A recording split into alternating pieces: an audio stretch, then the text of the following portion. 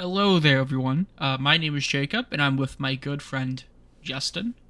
How it do? How it do?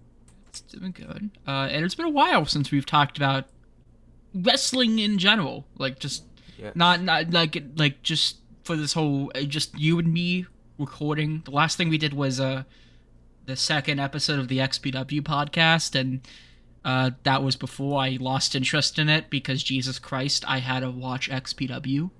And it was I not know, fun. right? It wasn't even No. like I thought it would be fun, and then I was slowly like, "Oh my god, this sucks." One of Right. these What if days, ECW was even worse? yeah, I don't know. One of these days, we'll do fucking JCW. We'll review all the JCW shows. Now, when you say JCW, which JCW are you I mean, talking Juggalo about? Championship Wrestling. There Juggalo we go. Champion. I don't think I've ever told you this, but I've become an unironic fucking ICP fan in the past Oh, few months. really? Yes. Actually, yes. Yes. Yes, I have. I listened. I haven't. I've only listened to. I gotta pull up the list. I've listened to Great Malenko at least twice now. That's the best one. So Yeah. Fucking ICP albums. I then also the Wraith Shangri-La. I think that's how you pronounce it. the interesting one. Oh God. But you Oh don't like God. it? Do we? I like it. Well, I liked some of the songs. Like Blam is kind of my jam for like Fucking ever. Juggalo homies, man. Oh, Homies is great. But I find myself listening to Hell's Pit a lot more. You know, like the other Yeah, because they Wraith released them. album. Well, actually, they were released 2 years apart. But I always thought that it was like a dual release kind of thing. Well, it kind of is because they're both the Wraith, like the Joker's card. Yeah, But it's Heaven and Hell, and then there's a double album of remixes that I actually liked a lot of the ones from that. yeah. The only ones But I've listened to so far, I gotta do more ones. It's Riddlebox, Great Malenko, the forced part of the Wraith, which is Shangri-La, and also like the first few tracks on Amazing Jackal Brothers. oh yeah, Jackal Brothers is I think what people consider like one of the best ones. Like it has a lot of their really good songs. But like I've unironically become a ICP fan, and I really want to buy this one goddamn awful short I found on the ICP website. It's I posted on Instagram, and my friends told me to buy it because it looks so dog shit. It is. I'm gonna go on the ICP. ICP merch just kind of sucks. I'm sorry to say. Um, No, it's it amazing. it's So a bad. fucking it's a purple short where says Juggalo 420 with a little weed leaf, and on the back it's the Hatchet Man, but he has a bong instead. Wow. It is Wow. amazing. Have you dived into any of the other bands, or is it just ICP? It's just ICP so far.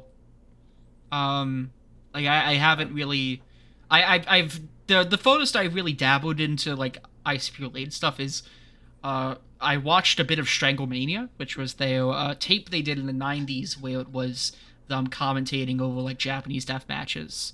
Yeah. As they're like it was 3D and Guido, I think it was. That was the commentary names. Yeah, that's their names for JCW too. Like Yes, they have their own different names. but but If no. you want extra listening material, I consider like Twisted and a couple of the other bands to be a lot better than ICP. Mm, But you know they have recent albums, by the way. You should listen to Oh, those too. yeah, I know that they have because there's the two decks. There's the first deck, and then and now there's the current second deck, which is I'm on their Wikipedia page right now. I think it started with the Tempest, I believe, and then it was Bang Pow Boom, Mighty Duff Pop, Marvelous Missing Link, Lost and the Marvelous Found, Fearless Fred Fury, and I'm gonna mispronounce this because I've only just now actually like looked at it. Yum Yum Bedlam, I think they say. It's I don't know. Yum Yum Bedlam is how Bedlam. it's Thank said. you. That's the fifth. There's one more in this deck And then that we're are waiting they for. gonna do another deck afterwards, or you think that? Yes. So it's two decks of six and then one deck of five because that was kind of the imagery all over Fred Fury. Ah, okay. Yeah, Either way, I don't know. Maybe we actually will watch JCW shows. I'd be down for it. I mean, Hilarious. I don't think JCW is actually that bad. Like, it's still just kind of a, in my opinion, it's a bit of a shit post promotion. But like, also like ICP are obviously huge wrestling fans, so like, yeah. Yeah, like the presentation is shit posty, but there's also like good indie wrestling here and like some good car crash shit And then like that you just kind of and then enjoy. like fucking Tracy Smothers being squashed by Ron Killings. Oh, and Scott Hall. And Scott Hall just like also being there in general. And also them Yes. booking Jake Roberts. All the drunk people. Oh, yeah. But no, I have that's ICP shit. I've been, let's see what else has been going on. I took the time to mod my Xbox, the original one, because it's Yes. because this is a PSA to mod your fucking original Xbox because you can just load games up through an FTP server. You don't even need to like actually you don't even need to burn games, but I also could read burn games. But I just got it because that's actually a way how people have gotten the original Xbox Live working on I think it's called Insignia, but you can that's how you can like play Halo 2 and Project Gotham Racing on the original Xbox now with online. You don't even need so you don't need fucking to actually play local multiplayer. I just also because like you can also load that fucker with emulators, and it's pretty helpful. So yeah, if you have a Yeah, like if you know how to mod old stuff, you can really have a blast with like oh yeah, I free modded shit. my It's amazing. Wii years ago, and it was like really good because that's how I loaded up a bunch of virtual console games. And I know sooner or later I should probably learn get like a dummy PS2 to soft mod because and also same thing with a dummy GameCube because I'm not fucking risking modding my childhood GameCube and shit. So instead I'll just fucking I'll get the attachment where you place the optical drive with an SD card because it's easier that way. Also, real quick, going back to ICP, I just want to mention Backyard Wrestling 2 isn't that bad. It's not good. It's not a good game. Let me just say that. But as a fucking as this weird kind of hybrid of a traditional fighting game and like deathmatch wrestling game, it's okay. Basically, like, what if you took one of those like 3D Mortal Kombat games and made it like super backyard violent, and Yeah. also threw in a couple of ICP guys like Evil Twisted's Dead, I think, is in Madrox there. and all that guy. Yeah, Madrox, Evil Dead, and you got like some CZW guys like Ruckus and Nick Mondo. Fucking Vampiro is in there. Ah, yes, Vampiro. Vampiro taking on Flank Tabbage. Ah, yes. If look, Okay, all I'm so saying this, is if for so some this is a reason wrestling podcast, right? this is a Is wrestling. that what we're talking about? That will also talk. Well, this is wrestling related. Yes, yes, yes. Yeah, it is. It But is. all I'm saying is, if this podcast ever takes off, definitely should enter in a feud with ICP. Have them jump us at some wrestling con, and then at Bloody Mania or whatever, we do a tag match with them. Okay. Yeah, let's do it. Okay. Let's get this going. So before we talk about Collision, which is the main thing we're going to be talking about today. Yeah.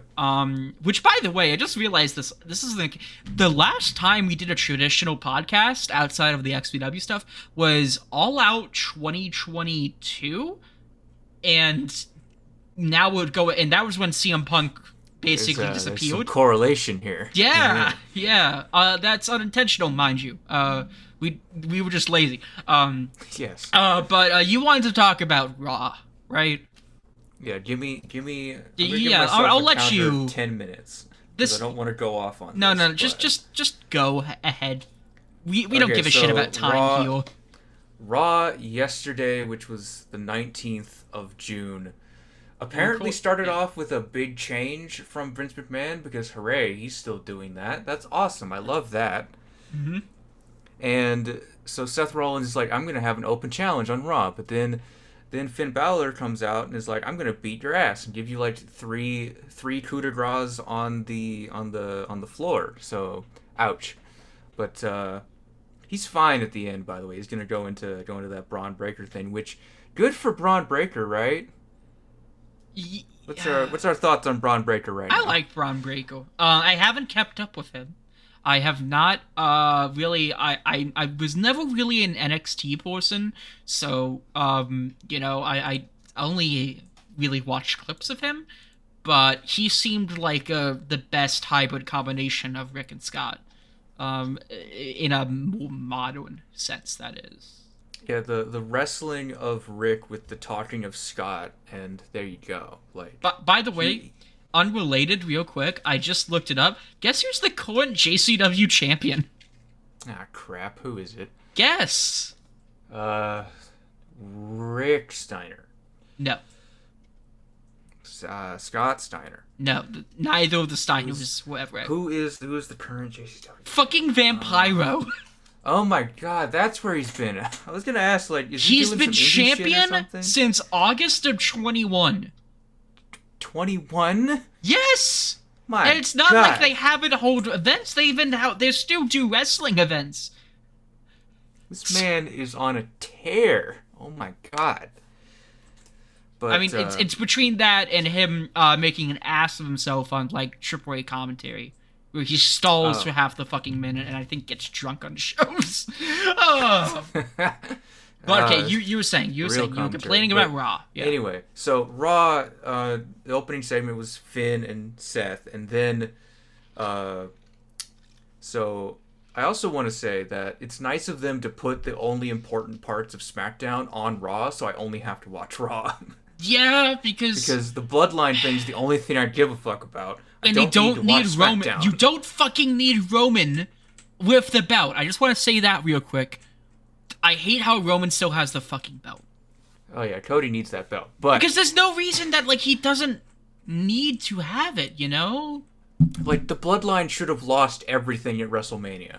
Honestly. You don't need the belt for the end of the Bloodline Civil War. You're only just making the title less and less irrelevant by having him not fucking defend it.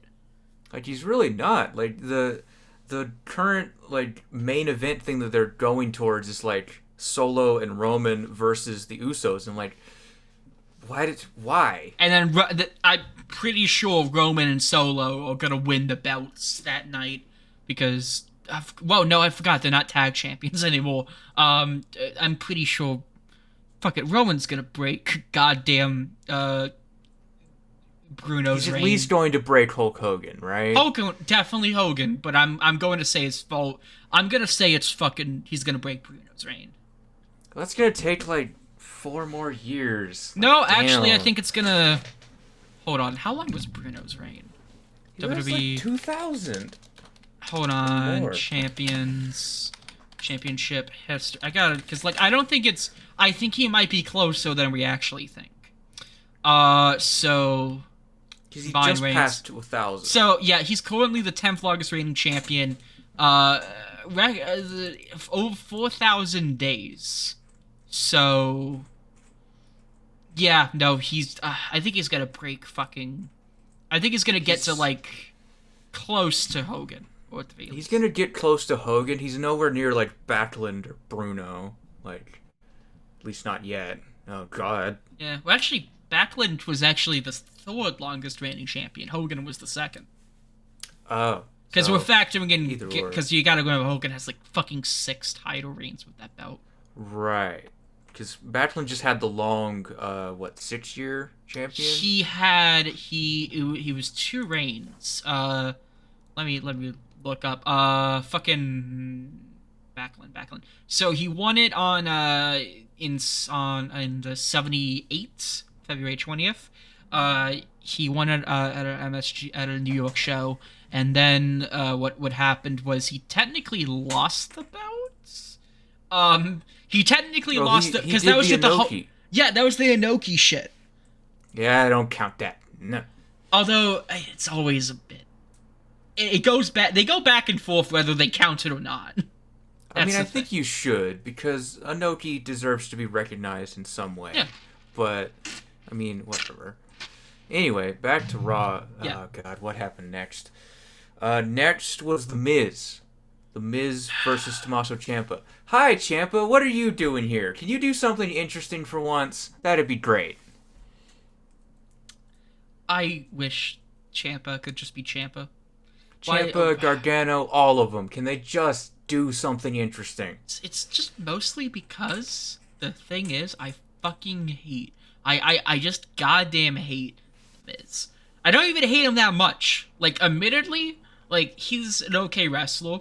Better on the mic. I think if he transitioned as, like, a full-time manager, he would be better. But, I just don't... Oh my god, man. Oh my god. I mean, I think the only thing he did well in this match was a good timber spot where, like, Tommaso just clocks him and he falls over. That's, like, the best he does in this match. It's like... but at least Tommaso won, right? Yeah, well, okay, yeah. For the record, I haven't actually watched Raw in months. Like, I don't think I've actually sit down. I only watch it for one reason. I feel like you know that reason. Is it? God, let me guess. Is it a female wrestler? Yes, you're warm. You're very warm. Is it somebody who's currently holding gold? It is. Is it Rhea Ripley? Yes. Okay. It's mommy. But anyway. Yes. Yeah. By the way, this is in Cleveland. I need to mention that. Where's Johnny Gargano? I think he's actually injured. Ah, god damn it. Let me make sure. Is Gargano injury? I'm pretty sure he got injured at Elimination Chamber. Did he have a match? Like, yeah, he was in the saw him wrestle. He was in the U.S. title Elimination Chamber match. Oh, that's why. Anyway, after the Miz is a couple of good segments with Cody and Sammy. No, not Cody and Sammy. Kevin and Sammy. Kevin. Yeah. Kevin. Kevin is being a very funny man right now. He's got a very temper about him. So they make a bet. They make a bet that he can't like blow up at somebody, or he has to admit that he has a problem. And then they do this thing with Matt Riddle, which I don't like Matt Riddle, but when he's annoying Kevin Owens, there you go. Yeah, that's his entire role. I've seen Kevin Owens. The only thing I've seen a few clips of that, and like most people describe that whole dynamic between Kevin and Sammy right now as just an elderly Jewish couple who bickers. Yes. Entirely. They're just bickering because Kevin's just done with the bloodline. They keep asking about the bloodline. That's how this leads into that, by the way. And Sammy's just like, calm down, man. Jeez. It's like Sandman with beer, and Austin just over there like, here you go, you son of a bitch, get off me. Like, Jesus. What else happened on the Red Show? After that was... shit. Do you need me to pull up I have more notes. Hold on. I took certain notes about this. What happened next? Crap. I think they love padding out this show with the Dominic booing thing, because like every fucking week he tries to talk and they just up the crowd mics. It's like, we get it. Who tries to talk? Just puts the mic up. Boo! No, I'm asking. Thank you. Who fucking tries to talk? You didn't tell me who. Dominic Mysterio. Oh, Dom. Okay. Yeah, like, he's a great heel. I have to say it. He's a great heel. Actually, well, I think a part of it is just because he's a little shit. That's his whole thing. He's just a little shit. That's the best part. Yeah. Remember when, like, I think, honestly, this heel tone was probably the best thing that's ever came with his fucking... Honestly. Like, the constantly tagging with his dad thing, boring. Yeah, especially when he has to walk with his father. Which, mind you, the thing is that, goddamn, Ray still kicks ass, even though he's, like, I think nearing his 50s at this point. And then... I want to say he's, like, 48. I am going to probably... Let me check. I'm I'm like 90% sure he's 48. 48. Yes. Yeah, he's he's doing his 50s, but he still like actually wrestles at a really good speed. Even And with then those you have knees, he's still good at yeah, this. and then you have Dom who like wrestles at half the speed and just isn't that He- great. He wrestles like a bootleg Eddie Guerrero, and that's what they made him. It's perfect. Yeah, they even have the mommy thing, you know. Yeah, the mommy thing, the Latino heat, revamping that China thing, and the wiggle with the three amigos. Like, he's doing it. It's just How okay. has Rhea Ripley been on the show? Like, how has she been presented pretty well? She's been presented amazingly. Like, she is doing her thing, and that's what I love about her, is that she is sometimes taking it to the men, sometimes destroying the women's division. We'll get to that. And even with this mid-ass belt, I want to say it's mid because I like the white strap better. Can we talk about the belts for a second? Can we just talk about WWE's current fascination? I want to talk about the WWE belts. I want to talk about the strong belts. We'll get to that. Yeah, well, let's talk about that later, because like I want to rant about the fucking design. We have so many belts to talk about because there's so many bad belts right now. Why are there so many bad belts? I don't even look, fuck it, we might as well talk about it now because there's no getting around it. Okay, I don't hate the New Japan Women's Strong Belt. I think it's actually good. I think it's fine. It's the fact that all three of the belts are the same. Like, in terms of the design, it's only strap that's different? Okay, yeah. No, yes, they're the same belt. Even for the tag teams. Like, really? I can see that. Let me... And New Japan Also, Strong. I thought this belt was specifically made for Mercedes, so why does it look so generic? I don't know. I don't think it was... Was it made specifically? Because I don't believe it was. I think that was the IWGP Women's Championship. Let me... Goddamn... Because I know that...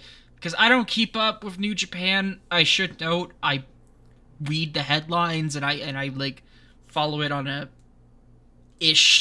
regular-ish, basis, but... I've apparently become the one person who watches New Japan Strong, because I can never find the actual show. Isn't it on, New Japan World or something? It might be. I just need to look at it. It's like, I have New Japan World, it's just their interface is garbage. Okay, yeah, I can see what you're talking about. Okay. Yeah, no, it is just the same design, even for the tag belts, which... Well, the tag belts have a slightly... No, even then, the tag belts are the same. I kind of see the point of, like, unity among the belts, but, like, I like the different ones. I like giving each one personality. If you want unity, look at the Impact title. Like, those titles are all essentially the same, but they're different in certain ways. Not saying they're good. Yeah, but... I mean, yeah. But, anyways, and then with fucking... okay. I am going to keep this as short as possible.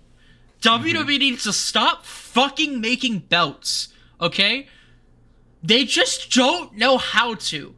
If you don't know... they're going to reveal another one. My God, they're going to fuck up the Intercontinental design. And fuck up the... No. They're going to reveal the new tag belts. Right! And it's gonna just be the same design, but, like, it has a white strap and, like, a big, ugly WWE logo on the middle. Like, we took these pennies and made them gold. Hooray. So, if you haven't seen basically every WWE belt now, from the women's belt, from two women's belts, to the like, universal, unified championship, whatever you want to fucking call it. They basically all been... Yes, thank you. They've been redesigned to where it's like a white belt with like a white strap, and gold all over, and like I don't think the gold design is in. I don't think the color scheme is necessarily bad.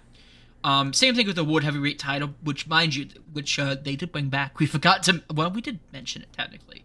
Technically, they didn't bring it back. Technically, it's a new belt. But yes, yeah, because the WWE World Heavyweight Championship, and not just the World Heavyweight Championship, but regardless. And with that, just it's a design that actually kind of looks okay on basis, and then you have the stupid, ugly, big WWE logo, which is the worst Like, part of every fucking belt WWE makes now. I've described this kind of phenomenon that I've seen before. Um, if I could go into the other side of the things that we talked about, I describe Super Megaforce as uh, not laziness. Like, you put The effort unique to form of be laziness, lazy. yeah. Yes, because like they changed things to be worse, For those who and don't that is what WWE is doing right now. For those who don't know, there's a show, the Power Rangers will, of course, Power Rangers fans. By the way, once... Put up that crossover with Roman Reigns and Dino Charge that I showed you. Put Oh, that in right, there. yes, fuck it, I'm gonna use that as the goddamn... I'm using that as the... When we talk about Raw, I'm using that as the fucking thing. The Megaforce was the season, it was a big anniversary season, and, because... Terrible. Terrible. Point is, since Power Rangers uses footage from a Japanese show, yada yada, but there were some teams that only showed up in the Japanese version. They didn't want to use in the American one, so they reshot scenes with the Japanese suits, but with one singular American suit. It's so weird. It's one of those things that, like, if you're a Power Rangers fan, you're gonna know it, which you watch the show. You probably all. But if you're somebody who's like, it's one of those things. It's so fucking stupid. I hate Megaforce. I'm so glad that once Ranger didn't fuck up everything. Anyway. It was at least it didn't. And okay, in comparison to like what the Flash did recently, because I saw a tweet that said like, the fucking Netflix Power Rangers thing did a better, tribute to a dead actor than the actual Flash movie, which just uses CGI. Oh, 100%. Yeah. Because there's a lot of things that are wrong with that movie. If you like The Flash, leave. I don't care. Yeah, I don't... I'm telling that to all the viewers that don't exist. If you like The Flash, get out. Why the fuck? I seriously think they shot one scene without somebody... There was this one, again, on the Twitter machine. I looked it up. And there was a article by, it was Discussing Film, whatever it's called. It's one of those things. And, basically, one of the actors in it, his name is, pulling up the tweet, Teddy Sears, who I forgot who he played. But basically, apparently, he's pretty sure that he didn't actually film his scenes, which likely means that they fucking CGI'd in somebody. They just CGI'd in the guy in without his consent. Which is literally a 30 Rock bit. Yeah.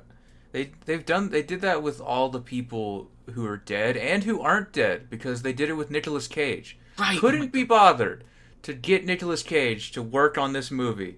You just had to CGI him in. Really. This is why we should have the fucking union people actually get what they want, because this is what they want to prevent. That and also all the AI bullshit. But we're talking Other too much. thing, if you like AI, get out. Yeah, fuck you. But we're talking. But anyways, back to the Raw show. So a couple more things about Raw. The match with Natalya and Rhea Ripley, not even a match, didn't even get started. She just got beat up before the thing. Like, you couldn't even have a match? Really? What is with Natalya just being shit on so constantly? She lost on her birthday when she had to fly out to Saudi Arabia. And just terrible. And she had such an emotional thing before it. Like, I don't know what I'm doing anymore. I don't know what my place is. Your place is a fucking jobber, apparently. Like, what the hell? Honey, just go to the Indies or any other company. Go to Impact for all I care. Or at least Impact in some ways sucks, but at least, it's not this. Yeah, like, man, this is... Why to Natty, of all people? Couldn't be anyone else? There was also a segment with Logan Paul. It sucked. Moving on. We don't even... Anyway. Yeah, like, Jesus.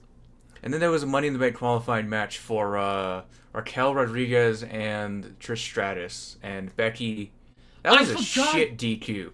I forgot Trish is still wrestling.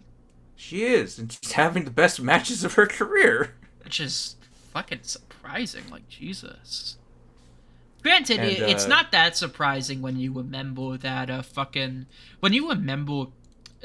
Trish retired pretty early.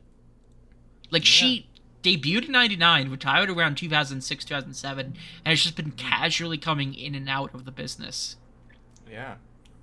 And the actual match was kind of eh, and so now Trish is in the Money in the Bank and stuff like that. And I think they're trying to set up that Raquel wants to challenge Rhea Ripley, which good luck with that. Yeah, that ain't fucking happening. Also, all of the Judgment Day have matches at Money in the Bank. I think Rhea's the only one that's going to win. Yeah, because Cody's facing Dominic and Lex. Yeah, good luck with that. Finn's facing Seth. Yeah, good luck with that. And Priest is in the Money in the Bank. Maybe? Who else is in that match? Because that's Priest, Santos Escobar, Shinsuke, Logan. Wait, how did Logan get in? He just got in. He just got in? What? He didn't get a fucking match. What do you mean? Everyone else who got a match for that came out and he punked them all out. Fucked that segment. I think I think that's he knows that's gonna get him some really big fucking heel heat. But he's not a heel. Is he not a heel? What He's the not fuck? supposed to be a heel. What he's the just fuck? famous. That's the fucking problem. God damn, because like he was heel at Mania. Like he worked heel at Mania, so like that's why He did, yeah, no, he did. I thought Seth was the heel in that one. No.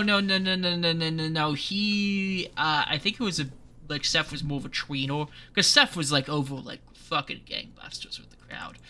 They cheered, like they fucking loved it when goddamn KSI and Logan both got fucking squashed on that goddamn announce table. Anyways, fucking Prime bottle over here, KSI. I was so confused when that happened because like I had no idea what the fuck Prime was when I saw that, and then I look it up and it's like, yeah, what the fuck is going on? Get these people off my television screen. Anyways, exactly. Is that all Raw had to offer? And then there was a trios match. Go figure, a trios match. We'll get to a different trios match way later. But this was a trios match with all three Judgment Day guys and Kevin, Sammy, and Cody. Okay. You can guess who won. The Roller Code Store and Staneoco. And what was Kevin's name in Ring of Honor? Kevin Steen. Kevin Steen, yeah. Kevin Steen and Generico. Staneoco and, as Stardust. Yeah, I will not accept the phrase Cammy. Their names are Staneoco. Thank you very much. And anybody who says otherwise is a fucking liar. Stenerico, that's amazing. And Imperium had a match. Well, no, they didn't. Ludwig Kaiser and Matt Riddle had a match. That happened, and then yeah, that's about it. Okay, so that was it on Raw. That was it. Pretty much. Okay. So I'm not missing anything by just not watching Raw. Not and only looking really. At I just watch it for Rhea Ripley. That's it. I mean, understandable. That is very much understandable. She's the best part. Like, she talks well, she wrestles well, and things. Okay. Well, what else is there to talk about before we go into what this is mainly about? I think that's pretty much. So what's the lead-in to Collision? Entirely.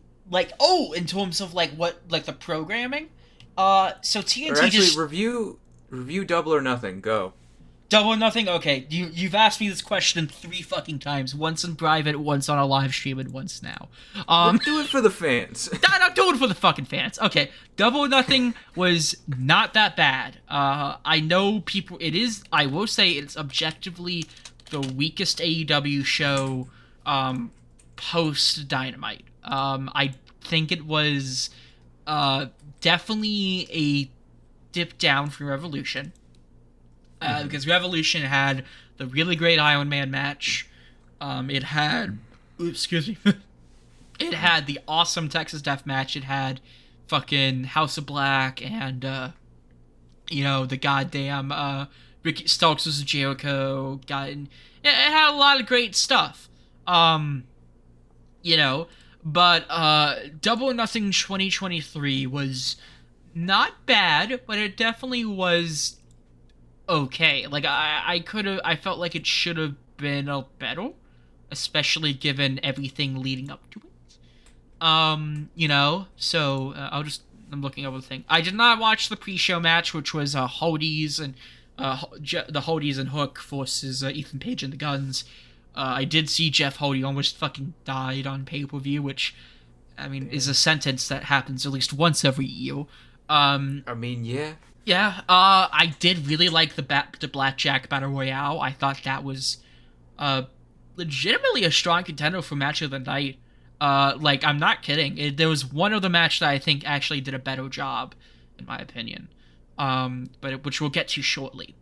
So I really liked that match. I also just loved the last bit with Swerve and Orange.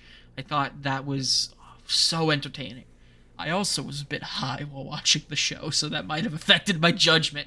Right. The fucking unsanctioned match between Jericho and Cole. I thought this should have been better.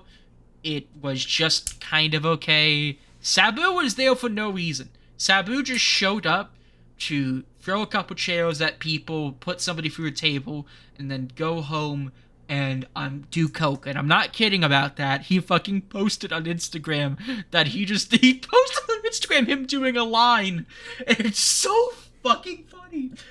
Jeez, man, we graduated from weed to coke. Like, damn. No, Sabu's always a fucking cokehead. It's Sabu, man. Yeah. Okay. FTR versus Jarrett and Jay Lethal. This is legitimately match of the night for me. I need to watch more FTR matches. FTR, I mean, I'm not the biggest fan of FTR. They're good wrestlers. Fucking Dax Hallwood is annoying in real life, but that's a lot of wrestlers. But I thought this was probably the best shenanigans match, as I like to say, in a long, long time. And it was really fun with all the interference and Mark Briscoe being Mark Briscoe. Who I'm so glad is wrestling on national fucking television and pay-per-view. I just thought it was a fun match. Wardlow versus Christian Cage. This was just okay.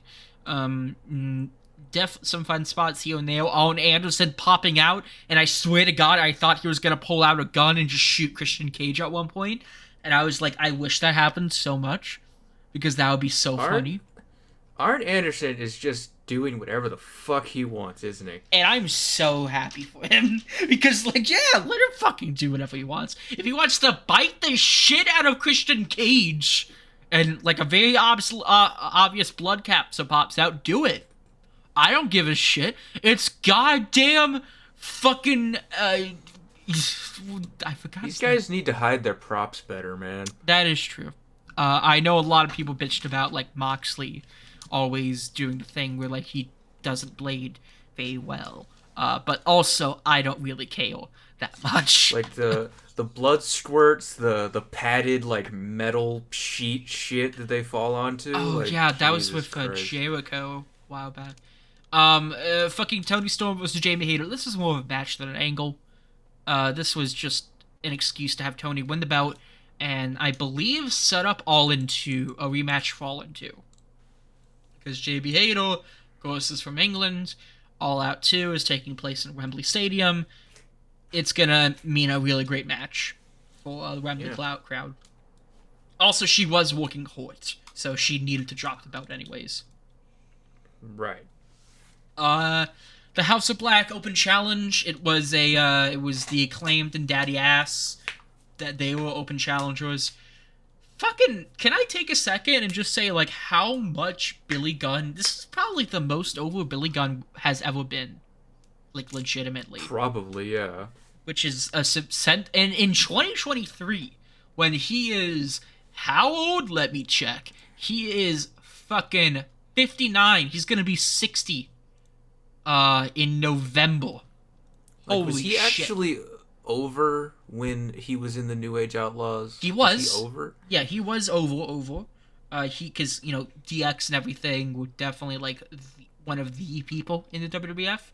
And then there was him and with fucking Billy and Chuck in the 2000s. Ay. But this is, I would say, like, his most over, because, like, Jesus, man. Jade Cargill versus Taya Valkyrie, it was okay. It was just there. Yeah. And an excuse to set up the surprise Chris Statlander returning and challenging Jade for the belt and winning the belt. And hell yeah, I'm so glad that Chris came back and won. I love I'm glad Chris. Chris is doing stuff. I'm glad she's doing stuff. Well, it's funny because I remember when Chris Statlander originally came out, you did not like her. That fucking alien boop bullshit, get out. Like, just be a good wrestler. What God changed damn it. since then? Because I know you like her now, right?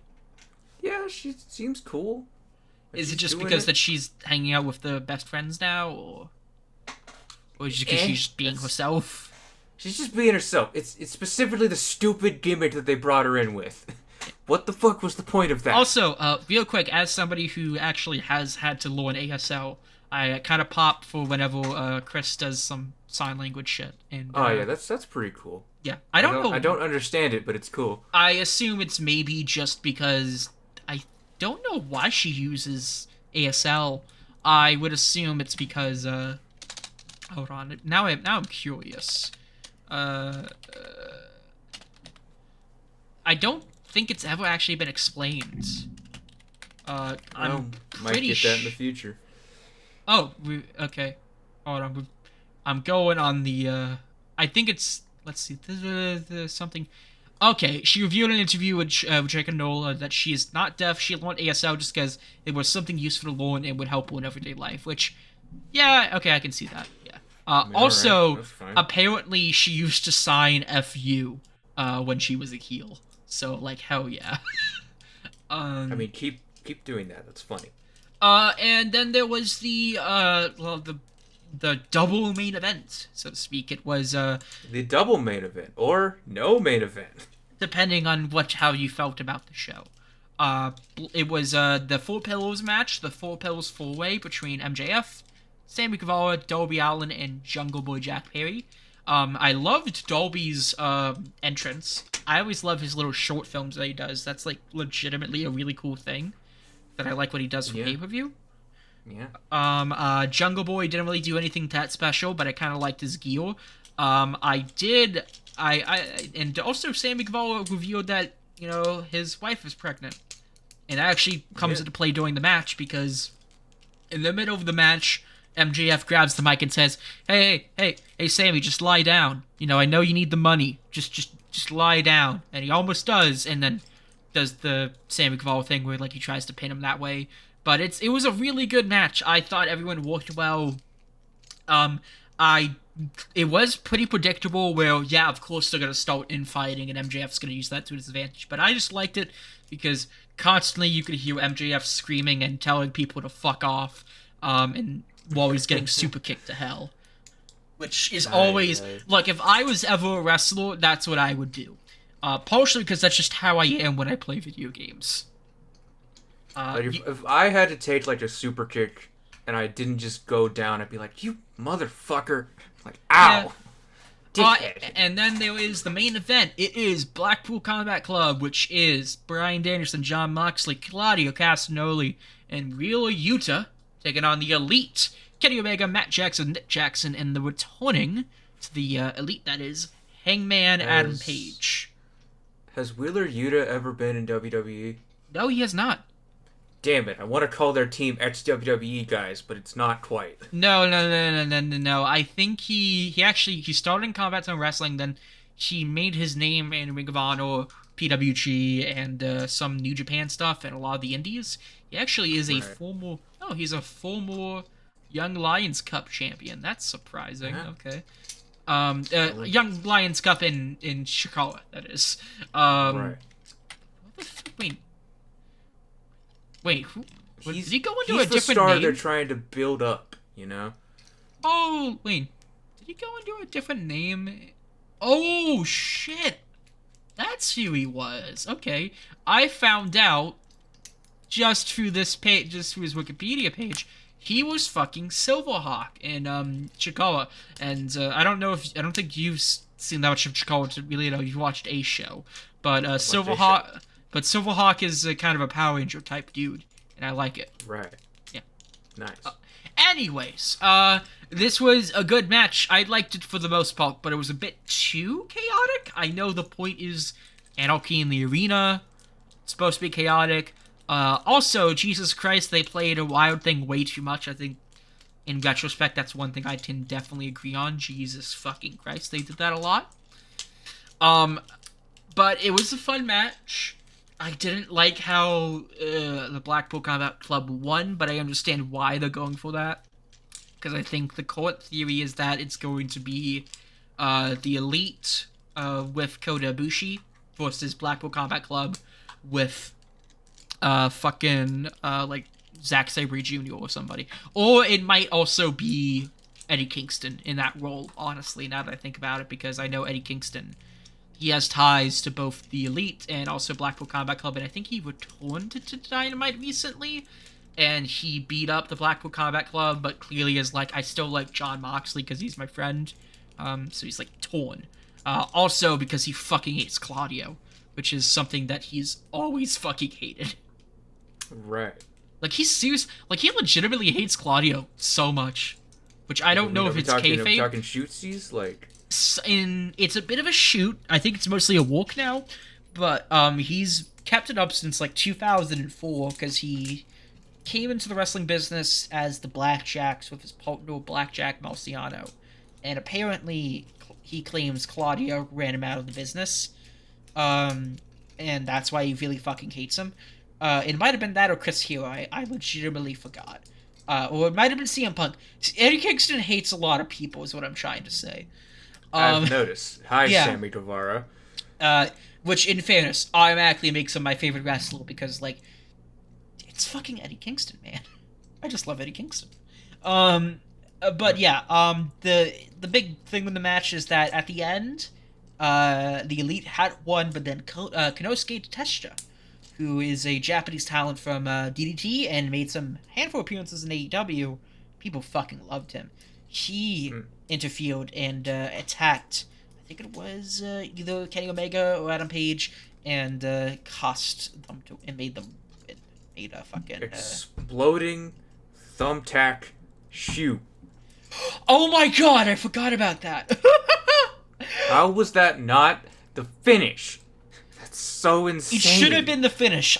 But like also at the same time, just taking that to the face and standing upwards is like, and just like who selling it is that, so fucking awesome. It was I think it was Moxley that took it. Like, if you ever think that Moxley's not a hard man, reconsider your life, because he is a tough guy. But he'll take anything. Overall, I liked it.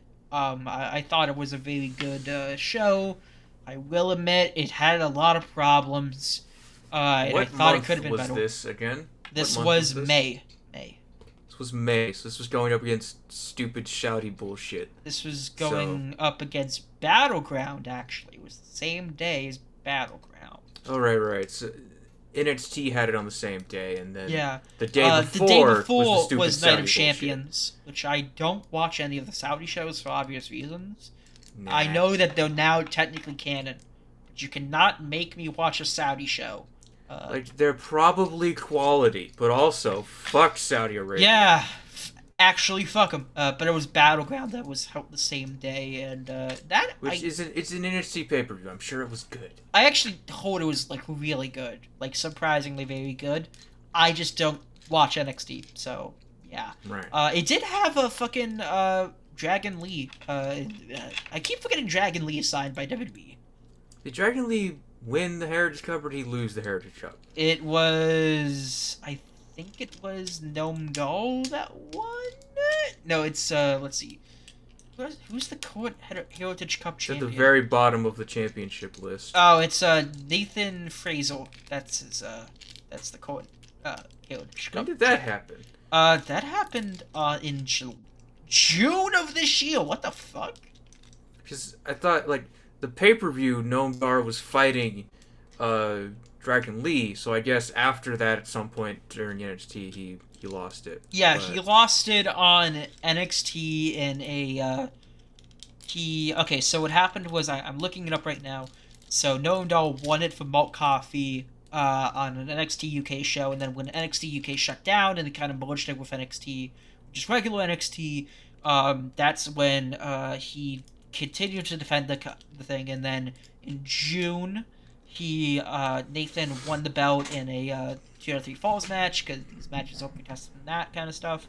Yes. And it was, I'm gonna mispronounce this, Oliver Codor won was actually a substitute for Noam Dar, because I think he was injured. So, yeah. Anyways, point is that I thought it was an okay show. I didn't think it was great. It's definitely the weakest out of AEW in recent years. But I will say... Let me get a drink. Let me get a fucking drink for this shit. Hold on. I don't have to leave that much. My drink's right.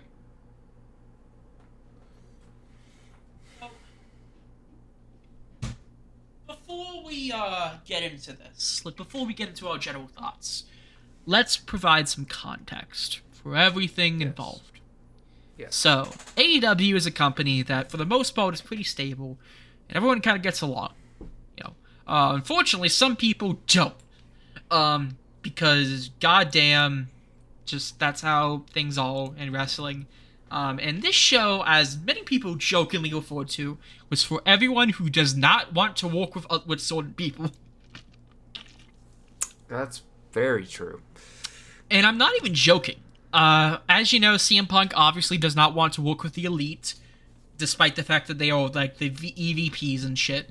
Although that might be a shoot. I'm legitimately not sure. Andrade has had company. company. Even manage a target. Andrade. I'll keep bringing it up. Andrade doesn't really like working with a lot of people, so that's why he's kind of stuck in the Phantom Zone for the longest time, and that's why Andrade, you have another company you can work for. Actually, many companies, that I think about it. There's many companies you can work for, realistically. And then, goddamn, Miro, who, made his turn for the longest time, because, like, he wanted to be on television, but didn't want to lose. So he was just like, fuck it, I'm gonna just be here. So this is the show for, everyone who hates everyone else, and then a few other people. But, yes. It aired on a Saturday, if you're wondering. Yeah. This is, and also what are your thoughts on the, theme song for, AEW Collision? It's kind of out of place, but I get why it's there. I like it. Saturday, it's I guess Fighting's, what was the song? I legitimately forgot. I gotta look it up. It was Saturday Night's Alright for Fighting by Elton John. That's what it was.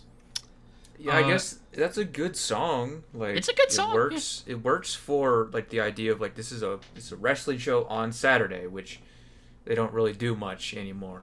But I think it's because Saturday is now transitioning to be the pay-per-view kind of thing. Pay-per-view night. So now that I just realized this is going to make WWE pay-per-views interesting, because WWE pay-per-views are on Saturday now instead of Sunday. So that means it's going to be a weird ratings thing. Like, yeah, that means unless they just decide to make it Sunday Collision, like the day afterwards. I don't know, but so in Chicago, United. It's in Chicago, and the first thing that kicks us off is the re-debut, the return of CM Punk, Pepsi Phil.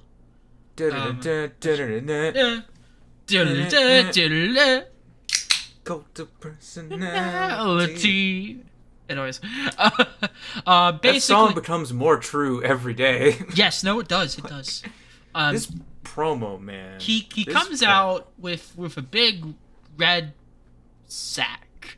Got We a don't big know red what's sack. we Santa don't know Claus. what's inside of it. We know what's inside of it. A belt probably. We know what belt it is. We either it's the AEW belt, and he's claiming that he's the rightful champion at a later point, or it's like a new belt entirely for this show, dependent on this show, which is That what could be I'm interesting. thinking, honestly. I wanted to mention his pants. Is that a Heart reference? They're pink and black. You know what? Considering the fact that FTR loves Bret Hart and CM Punk loves Bret Hart, I wouldn't be against. I wouldn't think that's entirely not a possibility. Like it makes sense. See, let me look. Collision. Then again, he does picked rock apart this promo. By the Okay. way, I kind of dissected it. with You my wanna? notes. Do you wanna do most of the talking for the promo? Because I only really remember him saying like, "Tell me when Tell me when I'm starting to say lies." Yada, Tell me yada, when yada. I'm telling lies. Tell me what else. That's what Yes, it said. that. And Great then also, catchphrase, and the crowd is with him for every second of this, and it's perfect. which makes sense. This is CM Punk. We're in Chicago. They're gonna love him regardless of what he does. This is how you do a hometown show, WWE. Yeah. This is how you do it. I also wanted to critique his shirt. What's with his shirt? He's got like a cat face thing on it. No. It's his dog, Larry. Oh, it's Dog Larry. Yeah, it's Larry, the dog. He's this little guy. So he has a couple of scathing lines, I would say, where the first one is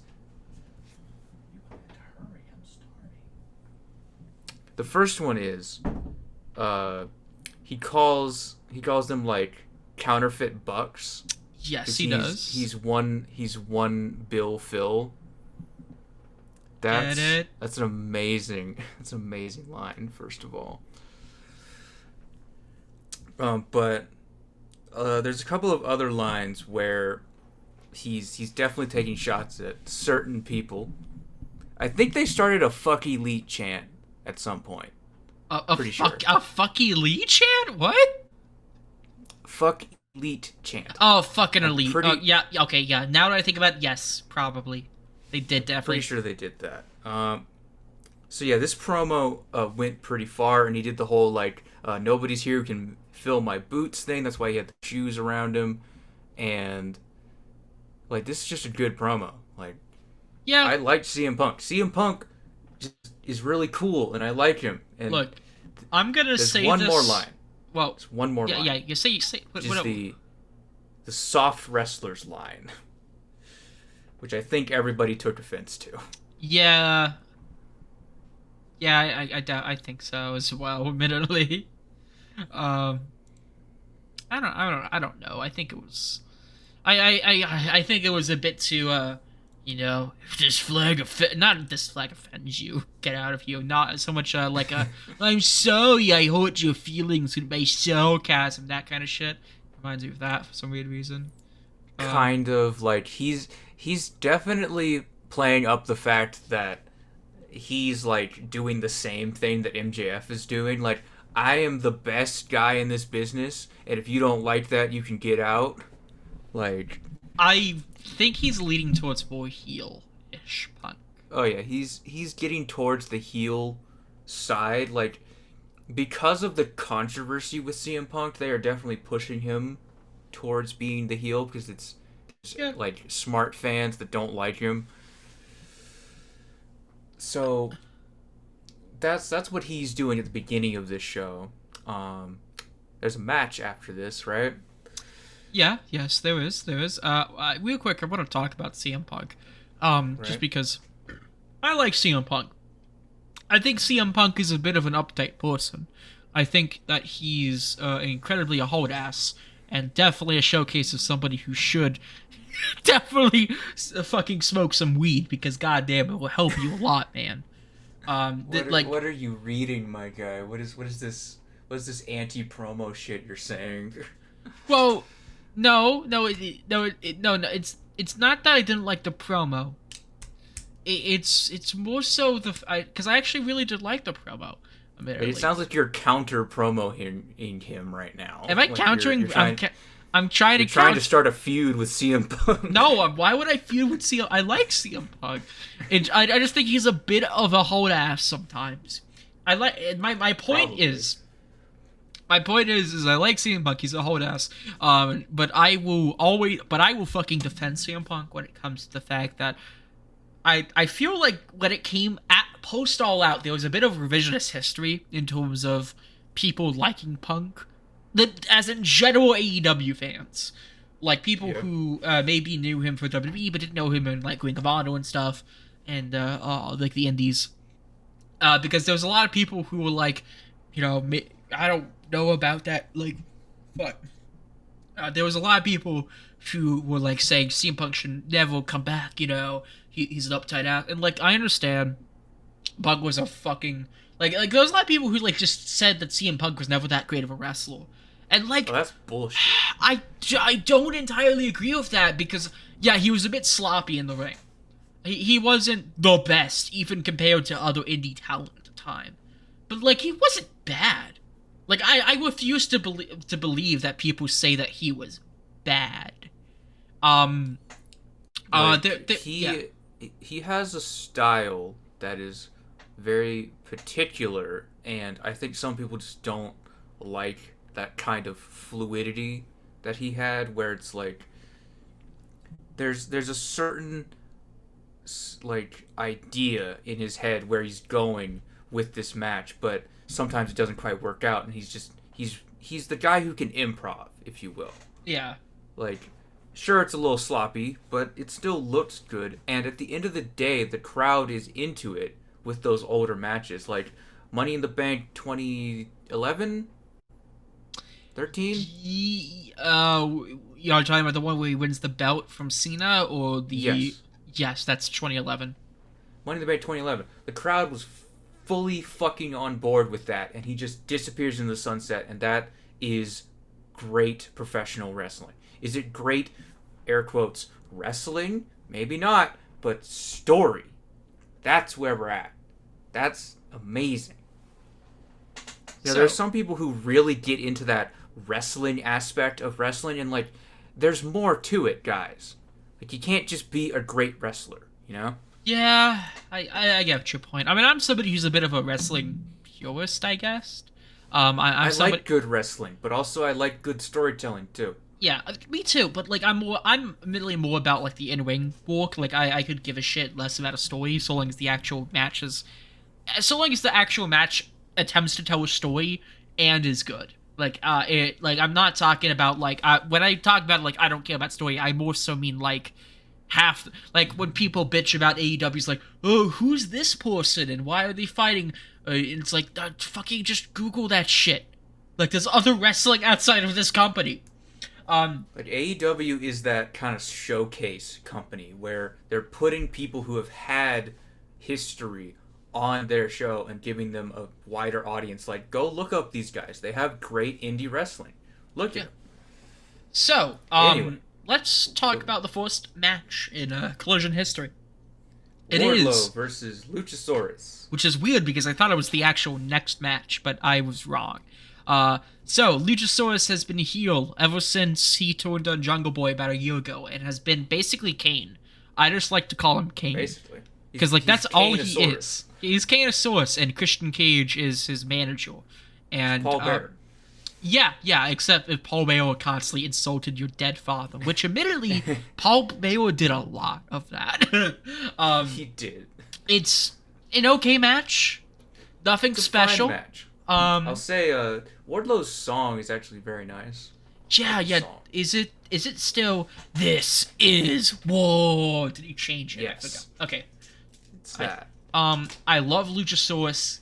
He was my like when AEW started. He was one of those people who's like I want him like as like one of the top guys.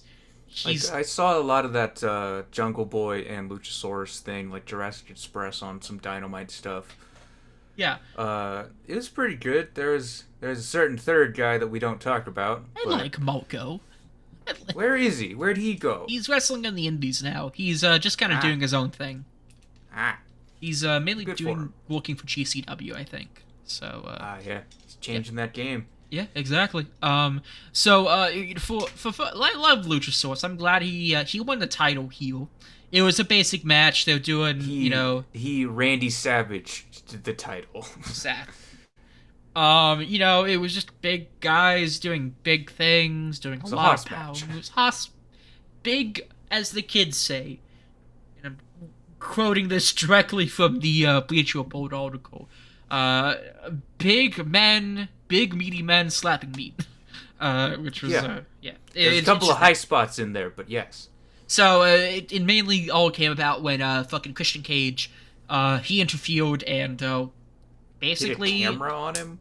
I think I think it was something like that, or he at the very least... Camera. Yeah, but, and then that caused, fucking, Luchasaurus to hit him, and then, win the title. Here's a bit of a kayfabe breaker for you. There was still a piece of, like, whatever he hit him with in the ring. Ref, why didn't you see that? Like, there's obvious evidence here. Right, yeah. Check the tapes, bro. Well, referees are kind of blind in most wrestling. Kinda. But I'm glad, and this Ted and Christian, was holding it up. He acted like he won the belt, and I think that this might lead to kind of a situation where like Luchasaurus is like it turns on Christian Cage, not because he realizes the error of his ways. No. It's because he fucking wants to be the only TNT champion. He doesn't want Christian. The mega. Oh god. Mega Maniac, Mega Milan, whatever the fuck it is. I want to come up with a name for these two, like the Mega Indies implode. Not the Mega Indies, because Christian never really walked the Indies. You got to realize. Oh yeah, he was mainly Impact, and then WWE. It was WWE and Impact. Those are the only two companies he really worked for. Luchasaurus was Luchasaurus even then was not really that much of the Indies. He worked a handful of them, but he was mostly known for his time in fucking Lucha Underground and also Big Brother. Like the reality the show? Yeah, he was a cast member on Big Brother for the better part of the season. I mean, all right, next match. I just really like Luchasaurus.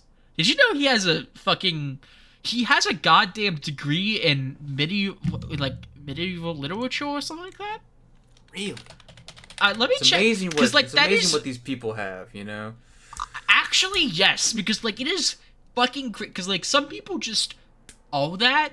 Hold on. He has okay.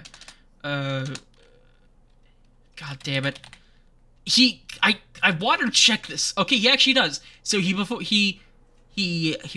He owned 2 history degrees at CSUN at BA in 2008 and MA in 2010 with masters in a thesis in medieval literature. That's what it was. Wow. And that's just really interesting to me. There's no joke. It just is. So next match. Fucking Buddy Matthews versus Andrade El Idolo, which is my favorite match of the night. The battle of guys who have women in WWE. Who's Buddy married to? Rhea. Oh, right! I forget. There's actually a sign in the crowd that I wanted to read to you. Yeah, wasn't it It was, hey buddy, ain't it funny how Dami stole your mom? You smart fuck. Basically, you think he liked seeing that? Basically, if this match was, if the previous match was big men doing big men things, this was Lucha doing Lucha things. I love Buddy Matthews. I love Andrade. They do fucking awesome shit. I can confirm, by the way, the announcer lady said Buddy Murphy, 100%. I watched it back. She said Buddy Murphy. Actually, we forgot to talk about who's commentating on this show. So was it Kelly? No. It was Kevin Kelly. It was Kevin Kelly who is a longtime commentator. He actually started in the WWF, but mainly was known for his time in Ring of Honor. since the Sinclair buyout, I believe. Ah. Let me check. Because he started off in WWE. He actually, I know he once interacted with The Rock in a promo. So he started in the indie circuit. He worked through WWE until around 2003 due to budget cuts. He actually was the person. He apparently he had a minor degree in like the actual creative in the WWF. He was the person that oversaw when Stephanie married Triple H. So he was the person behind that. Oh no. But since 2010, he worked with Ring of Honor as the main commentary person. And then in 2015, ever since 2015, he was mostly known for working with New Japan for their English commentary team. And then the other guy? The other guy is Nigel McGuinness, also former Ring of Honor guy, but former Ring of Honor wrestler. He was also known as Desmond Wolfe in fucking Impact, but has since the late 2010s has been regulated to a commentator due to a lot of injuries, mostly I think a concussion that he suffered. The Corey Graves, basically. Yes, but he's pretty good. I like him. He also was in WWE for a while as a commentator for NXT UK and stuff, and also the Cruiserweight Classic, I think. Something like that. This match, I loved it. It was a good match. I liked the pace of it, and like Buddy and Andrade have really interesting like spots that they do. Like I enjoy Andrade's rope thing that he does, and then applying the figure eight. Yes. My favorite spot of the match was actually I think it was the finish, and I posted so much so that I posted on like fucking my Twitter, and I reposted on Twitter, and I also saw it on the Tumblr machine because I use a Tumblr now. But anyways, it was, well, he did the fucking awesome moonsault spot where like Buddy moves out of the way, but like he flip. Yeah, he does an extra flip. It's awesome. But he does this spot that I called a fucking fighting game finisher, where it looks like where he hits a Yakuza kick and then does a fucking spitting like a Judas effect. Like that is legitimately so cool to me. Very good. And then post-match, he tries to do the handshake, and then the House of Black comes out. Question: what is it with partial blackface in this company? Whoa! If you're wondering why there's a sudden break in the action right here, it's because we had to wait another fucking week to record everything. Just about a week. So much has happened. It's crazy. Yeah, no, actually, it's been more than... No, it's been about a week. No, we're gonna talk about, because we recorded the last session a few days ago, in that time since the second episode of Collision aired, which we're not gonna talk about because I did not see it. And I'm only familiar with, like, one or two things that happened on the show, but we will talk a brief bit about Forbidden Door. But, since the focus is on, or the focus should be on Collision, we're going to continue talking about Collision, then go to Forbidden Door, then sign off for the night. So, let's get back to, what we were talking about. We only have a few matches left. So, Miro made his return. He's back. Yeah. Now... you may be asking, and I apologize if you hear me eating my goddamn French fries while I'm recording. Greatly unprofessional of me, I know. But Miro has been gone from AEW since, like, I want to say November, since when he lost to Danielson in the AEW Eliminator Tournament, whatever it was. He's kind of been a bit... I don't want to lose to things, so he was on a hiatus, if you will. His last match was apparently, well, no, his last thing, so what happened was he had full gear, he lost to Bryan. December he was recovering from an injury. Then 6 months later in June of last year, he returned on Dynamite. And won over with a win over Johnny Elite, which is John Morrison, Johnny last name, literally every goddamn name you can think of, he's went under it. Yes. But Mundo. yeah, but heel, he returned because he just got to. And in doing so, he squashed Tony Nese, who I very much love. He's great. I love him. His whole thing is he's like almost like a fitness guru, I want to say, kind of like Simon Dean, otherwise known as Nova. Dish pizza. Otherwise known as Nova and ECW. Yes, Nova. Yes. Chris It's Chetty. what? Yeah. Oh, yeah. Him and Chris Chetty were awesome. Yeah. Yeah. But so basically, Tony, he comes out. He says, "Hey, everyone, Chicago, you all a bunch of fat fucks. Let's get you all in shape." And now he just does the jumping jacks gimmick, and then Miro comes out and just fucking kills him. Yeah. Like, He's got the manager about him, and that guy takes a couple of licks too. It's crazy.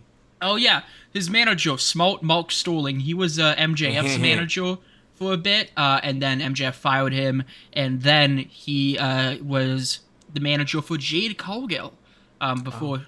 So I like him. He's always nice. He's pretty funny when he appears on AEW programming. Yeah. Not much to say about this match. For the next match, or for the match that we just talked about? Because there's not really much to say, because it really was just Miro making his return. Yeah. Next is the women's match, the one women's match. Yeah. If you're wondering, it is the Outcasts, Tony Storm and Ruby Soho, in a match with a tag team match with Sky Blue and Willow Nightingale. Now, what are your thoughts on the Outcasts so far in AEW? From what I've seen of them, it's kind of a step up from what they each had back in their old home. Seems they're actually getting to do stuff. That's nice. And Tony Storm, pretty good heel champion. I think she's kind of proven herself with the heel heat and the win. And then Ruby, what are your thoughts on Ruby so far? Because she was a babyface. She didn't really, like, she's always kind of been in that weird position where, like, the fans really like her, but AEW doesn't really seem to know what to do with her. And, like, every chance they make for her to, like, be champion or to her to be, like, a forefront of the women's division, she's just not. Well, it's like, how... This is what I don't get about AEW's women's division, right? How can we have an actual division if we have what is it? 2 belts? 3 belts? 2 belts. 2 belts and only 1 match a week. How do we do that? Exactly. To be fair, the women's division is pretty small. And why do we have so many stables? If we don't have any, reason for stables to exist, why do we have stables? Well, I think it's more because the stable thing is just kind of a cool thing that they have adopted from New Japan, where they have a bunch of stables and they all kind of interact with each other in a lot of ways. But as for your complaint about the fact that there wasn't really that much of a division in the women's division, I beg to differ, because while I think they definitely do need to do better at actually showcasing the women, they have a pretty damn good division. And while they do still, and while they only have 2 belts, and not a women's tag team belt, I really think AEW is not that big to have more than just 2 belts for when it comes to their division, because it's not like Impact, where it's a fourth, where the women's division is arguably one of their main selling points as their company. What are we on, 5 belts for the men now? Well, let's see. There is World. Are we counting in tag titles and stuff like that? Kinda. Okay. So you have World. You have their inter thingy, whatever it's called. International. International. I think it's all. Wait, are you talking about the one that Orange Cassidy is? Yes, Orange Cassidy. That's All Atlantic. Title. All Atlantic. Okay, and then we have both TV titles, because now we're on 2 different freaking shows. So we have to have a TBS and a TNT, which is technically a women's title. Well, yeah. It's the other way around. TBS is women's. Oh yeah, that's right. TNT is that one. And then we have the tag team titles, We have the ROH tag team titles and all of their belts. And we have a trios title now, which doesn't do much. To be fair, the Ring of Honor ones are presented as another company. It's the same thing as like when they have New Japan or the or when they had the NWA Women's Championships on AEW programming. So I don't think it's fair to do that. And if you all going to include them, I can see that. But at the same time, technically that means the women's division has 3 belts because you also have the ROH Women's Championship. Who even is that? Athena. Oh yeah, she was on the thing, right? Yeah. Aha, Ember Moon. She's actually doing really well as a women's champion. From what little I've seen of Ring of Honor television, she's killing it, and I'm very glad for that because she was like when I first started wrestling, she was I think still at NXT, and like I didn't really watch NXT at the time, but I played a lot of the video games, and man, she was awesome in 2K19. That's a masterclass in how to waste a gimmick. Yeah. Thanks, WWE. But this match is so if you're wondering what happened, Sky Blue qualified to have a match with Toni Storm for the championship. I think she's still set for that match. I don't think she's actually had the match yet, if my memory is correct. But she's also Willow Nightingale, who's the New Japan Strong Women's Champion. I actually watched that match. The match where Willow won the belt, or yes. How was it? That. It's a pretty good match. Like Mercedes. Her name's Mercedes, right? Mercedes Monet still has a lot of stuff in it, and it's like a really good back and forth match. You can kind of I didn't notice where like the semi botch was because they had to switch it because it was supposed to be Mercedes was going to win and this belt was for her, but they had to pivot to Willow getting the belt. So was she injured or something? I believe she got injured. Mid match. They kind of had to kind of go home early, quicken that. But the match was still pretty athletic, and Willow just has this kind of interesting Kurt Angle style, almost like not quite full wrestler, but in a way channeling that with how she works. And I think she definitely has a good claim to keeping the title for a little while. Honestly, I think Willow is going to be one of the best new additions to the women's division because she screams babyface. Oh yeah, definitely. Like I can't see her turning heel. And if she is, I would be legitimately surprised. But this actual match that we're talking about did have a couple of interesting spots. The Mama Sky Blue thingy happened. Right, when they had her family, because Sky Blue's from Chicago, and they had her family kind of get shit-talked by the Outcasts and everything. It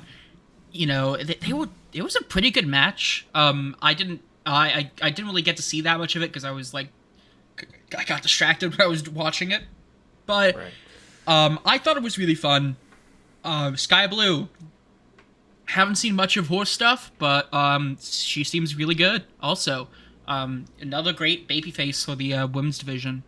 But I know you said something happened with the family. Was it another thing where were they just were the Outcasts just screaming at them or whatever, or? Yeah, it was basically that Ruby and Soraya get in her face and just gives them a quick slap hell yeah. But yeah, this was a good match. Yeah, this was a perfectly fine match. Also, Willow using the pounce is fucking awesome. Yes. We love us some Monty Brown.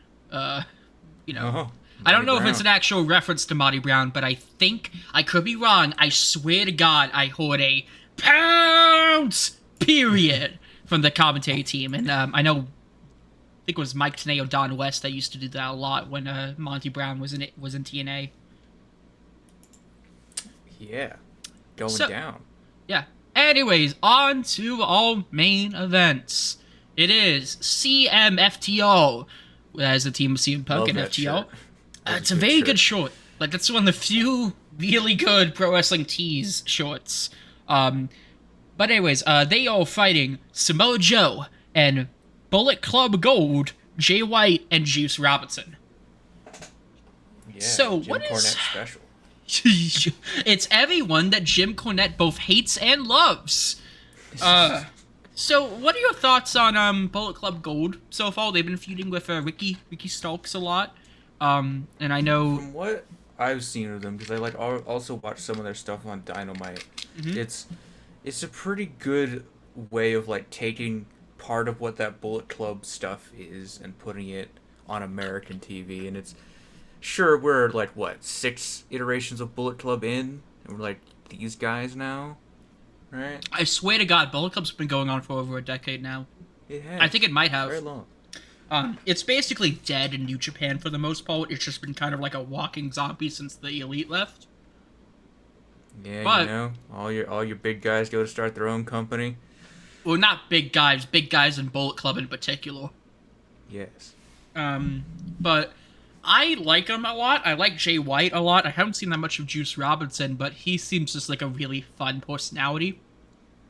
And He's then, got a fun, fluid kind of style. to oh him. yeah. And then fucking Samoa Joe. Samoa Joe. My God, man. Samoan man. So when he was like showing up on AEW TV, a lot of people, including myself, were kind of complaining that his like in-ring work wasn't as good because, you know, he's getting up there in years. But ever since he's mainly started working back in Ring of Honor, he's been doing really, really good. Like seriously, Going like back that to is. his roots. He's Yeah, making it yeah. happen. And he's also the current Ring of Honor World Television Champion for the record. That belt that he has looks amazing, by the way. Oh, we forgot to talk about one thing, actually. The Acclaimed came out for a promo. Oh yeah. So they had Daddy Ass with them. Yeah, very short promo. It was basically just a, hey guys, we're here. We want to fucking win the tag team and, trios titles. We want to win the trios titles. And they all scissored together with Tony Schiavone. How about that rap though? Oh, that was great. Because they made reference to Trump's documents, which got a big pop from the crowd, and told everyone to Chicago, man. Yeah, and they told everyone to wish Daddy Ass a happy birthday. Not happy birthday, happy Father's Day. Yes. Which, by the way, it's amazing to see how big Billy Gunn has been. Oh yeah, he's massive. Like he compared to most of the people on the roster, he's fucking huge. It's crazy. No, I'm talking about popularity. Oh yeah, big for that too. Yeah. Yeah. It comes and goes with Billy Gunn. You know, he's either really fucking over or they really fucking hate him. Like, he was really over with Billy Chuck. Was he? He was actually. Like, the crowd went over. Jesus Christ. Yeah. And then everyone hated him as part of the VKM with fucking, because it was same old shit. It's just kick 'em bottom with me at the Alamo. High noon. Jesus Christ. And then, oh God, was he over his cute Kip? Kind of, a bit. Because he was with beautiful people. Yeah. But this match was it was good. It was a really good tag match. You know, FTR did the great tag stuff. They were pretty damn good as a tag team. I don't think they should be champions though, because they've done dick all with the belts since winning them. It does feel like they're kind of putting a lot of emphasis on other multi-man belts. Like they're not really focusing on their main world title a lot of the time. Yeah, but even then, I mean, there was no reason for them to take off the belts, the straps from the Guns as quickly as they did. Yeah, Guns needed a lot more. Like those guys are crazy. Oh yeah, but because also the Guns are actually really good. Like I saw like a little clip of them a while back. It was just their entrance, but it was so cool because they did the little cowboy spot where like they faked, shooting a fucking pistol, but with spitting out water like they were fucking Triple H. It was actually really cool. So a little tribute to the what is it, the smoking guns? The new smoking guns. That's what we're gonna call them now. What is it? Hi, I'm Billy, and I'm Bolt. What are their actual names? Again, Austin and Colton guns? Gunn. It's Austin and Colton, and then we'll have them break up in a shoot fight. Who's gonna be their Sonny then? Was it Sonny or? I think it was. I think it was Sonny. Yeah. Maybe. Who's gonna be the Sonny? I don't know. We'll find out eventually. Get Renee Young to do it. Just get Renee Young to be their Sonny. Yeah. I mean, I have no problems with Renee Young, but it's just really funny to think that she would be their Sonny because it's Renee Young. Like, come on. Okay. Well, anyways, back to what we're talking about. So this match really was just really interesting because you had Joe and Punk meeting for the first time in like 17 years? That's the real thing here, and it kind of feels like that's what they should have booked, was just a Joe Punk match. But admittedly, I don't think Joe could last nearly as long with CM Punk. Not because I think Joe is out of it. No, because like he had a fucking great match with Mark Briscoe earlier at Supercard of Honor. But it was because CM both are relatively older-ish. I mean, I don't think they're at the Sting treatment yet. Yeah, no, they're not the Sting treatment. That's what this is. It's putting some tag teams in here so that you can walk off with other people. Yeah. But and like CM Punk and both Samoa Joe, they can also wrestle pretty decently at now. But I think it's mostly because I think they want to set up more stuff with Joe and Punk. Maybe revisit that rivalry. I wouldn't be surprised because like there's no way they can't not do it. They want to protect Samoa Joe so he can still act. Yeah. That too, because also I know Joe. He's 44. Jesus. Yeah, Joe's he's been wrestling since both have been wrestling since '90s, both in their 40s. Damn. So yeah, this was mostly what a lot of people, including myself, just kind of paid attention to whenever Joe and Punk shared the screen because like it was great. It was just so great when like they had that stare down, like, jeez, like I had legitimate chills when that happened. But this was a great match. This is what everybody came to see. And, like, you knew from when we got those awkward promos with Tony talking about it, like, this is what we're here for. Yeah. Yeah, and... Also, take some acting lessons, dude. I think it's intentional. Fine. His delivery. Because there's no way... Because he's also doing the same thing on Ring of Honor television, and it's presented the exact same way. So, yeah. Well. But yeah, this was a good match. So on the whole, a good show, honestly. Yeah. No major duds. Very slower paced Dynamite, but overall I thought it was really good. Now, in terms of versus the commentary, how do you feel against one or the other here? Like, how do I feel about the commentary overall? Well, yeah, like the commentary in general, and then what do you think of this commentary versus usual AEW commentary and Rampage commentary? I think usual AEW commentary is much better because usually it's Taz, Tony Schiavone, and Excalibur that I think is the best team right now. Yes. But mostly because Taz they had Jim Ross. We have to talk about Jim Ross. Oh, Jim Ross. Okay, Jim Ross was not good on this show. He was terrible. He was hurting, wasn't he? Like he was out of it. Like I don't know what's going on. He's getting older, so obviously that has something to do with it. I think it's like he was like coming off something and he didn't want to like say I can't show up and like he had a problem. Well, what happened was directly afterwards he said sorry about my performance. I'm gonna take a while off to fix it. So I assume it's maybe something going on with his health, or maybe just he's feeling a bit rusty with commentary stuff. Because Jim has always sort of been a bit not good, not that great ever since AEW's been. Like he hasn't been horrible. Like I would much rather listen to Jim Ross than Corey Graves. Yeah, he's been Jim Ross, and he's been doing this since like what, the 70s? 70s, yeah, 70s. Jesus Christ. This guy's been working. Mm-hmm. But I thought Nigel McGuinness and Kevin Kelly, who were both the Ring of Honor commentary team for the Yola Trade Hands, I thought they did really good for the most part. Nigel was a bit more of the heel commentator. Yeah. And with Kevin Kelly, how long are they gonna be able to like keep him here, because he is technically a New Japan guy?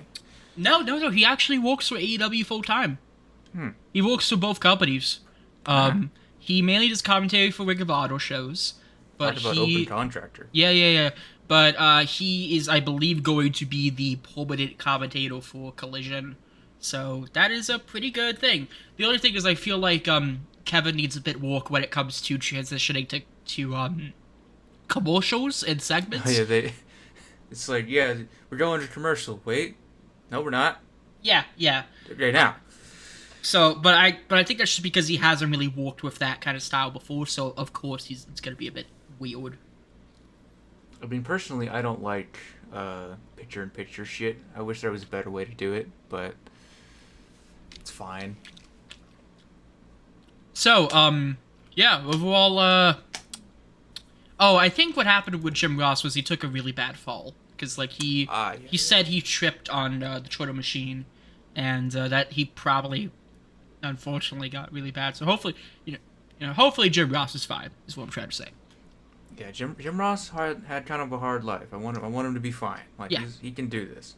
Oh, also, when fucking Joe was just no-selling Punk's chops, that was pretty fucking good. Hell yeah. We'll get to a lot of no-selling chops soon enough. Because we're about to talk about Forbidden Door. We're not gonna talk about it a lot, mostly because we want this episode to be fucking over. But we might as well. It's very svelte, but we are going to go into some detail about each of the matches. So, let me load up the fucking Wikipedia page because I have to remind myself what happened. Thankfully, I have more. Did you do some notes for it? Or we did just. I didn't do any notes, but I did watch it very recently. Okay. So I finished it very recently. I didn't watch any of the pre-show or dog matches, so. I looked at a YouTube video for those matches. There was a couple of interesting names on it, like El Desperado and some tag teams as well. Yeah, it was Mongo Embassy, which is Swerve, Taoloa, Brian Cage, and Bishop Khan. I'm sorry if I mispronounced that. Defeated Chaos, which is Rocky Mayo, Chuck Taylor, and Trent Beretta, and along with El Desperado. They got defeated by Mongo Embassy. Athena defeated Billy Stokes. And Stu Grayson was defeated by El Phantasmo. Also, I should note the Athena versus Billy Stokes match. That was a forced round match in the Owen Hart Cup for the women's side of things. Yes, we're in Canada, baby. Yeah. Time for some more of that. Also, the last Owen Hart Cup was like really good. Like that was probably some of the best parts of Dynamite in the summer. Thoughts on the belt for the Owen Hart stuff? Yes. I thought it's fine. I think it's fine. It's a good belt. Yeah. I have to actually see. Hold on, let me look it up. What it looks up again, because it's been a while since I've seen it. But I remember it looking pretty Oh, yeah, no, that's actually pretty good. I like the pink, kind of like pink reddish strap almost. Yeah, the bit of the pink and black. That's nice. Yeah, it's pretty nice. Very big. It's like very, very big. When it comes to that middle, for the women's side at least, for that big kind of square middle part. But I think the men's belt legitimately looks really good as well. So, anyways, back to Forbidden Door. So, our opener was MJF defending his AEW World Championship against Hiroshi Tanahashi. Now, this sticks out for me twice because one, Tanahashi he main evented last year's Forbidden Door because it was that was the match between him and Jon Moxley, deciding to force the new AEW champion, interim champion to be exact. And two, usually a world title match main events a pay-per-view. Very rare in AEW. Not on first. You're on. If you're not on last, you're on first, right? Yeah. Or in between, so because there was an order and shit. Well, it's funny. There's a couple of world title matches on here that both aren't anywhere near the main event. Yeah, I think it was just because they thought the other matches would do better, and Fair play to them, because yeah, they did. They did. Because admittedly, this match was not that great. I think this was the weakest out of MJF's run so far with the belt. This is a very simple MJF match. Like, personally, obviously, Tanahashi's not winning this belt. But yeah, no. I think they were still doing good wrestling, and I have to say that MJF makes pay-per-views fun. I like people swearing. It's awesome. Yeah. And the spot with the hand on the rope, where he's like, 1, 2, what the fuck are you gonna do about it, you and then Bryce shit? Just pah! Yeah. Fuck you. Yes. I love it. I thought this match was just fine, though. It wasn't anything special. Yeah, the distraction, ring, punch, done. Yeah. Okay. It was kind of predictable, in my opinion. I want to see more Tanahashi. I need to watch more New Japan. Hopefully one of these days he wrestles for more than just, like, a few nights in AEW. I know he had a really good match at Super Card of Honor with, Daniel Garcia. Yeah. So if you ever want to check out that, go on Honor Club. Next match was four-way? No. That's the match afterwards. It's CM Punk versus Satoshi Kojima in a men's Owen Hart Cup tournament first round match. Punk's working heel, baby. He is. He's very clearly heel. Which is what I thought earlier when we were initially talking about Punk's promo. I thought that Satoshi Kojima, I haven't seen that much of him, but he looked awesome. I liked his lariat from what clips I've seen of him on the Twitter machine. Yeah. And also badass ring attire. I just want to say, his favorite thing. Yeah. Also, CM Punk did the So for context, in 2005, he did a shoot interview with Samoa Joe, where it was just him and Joe talking, like shooting the shit. Yeah. And he talks about the story about how he was talking to Ring of Honor's booker, Gabe Sapolsky, and he was prank calling him, posting homicide. Because apparently he does a really good homicide impression. And so he mentions that,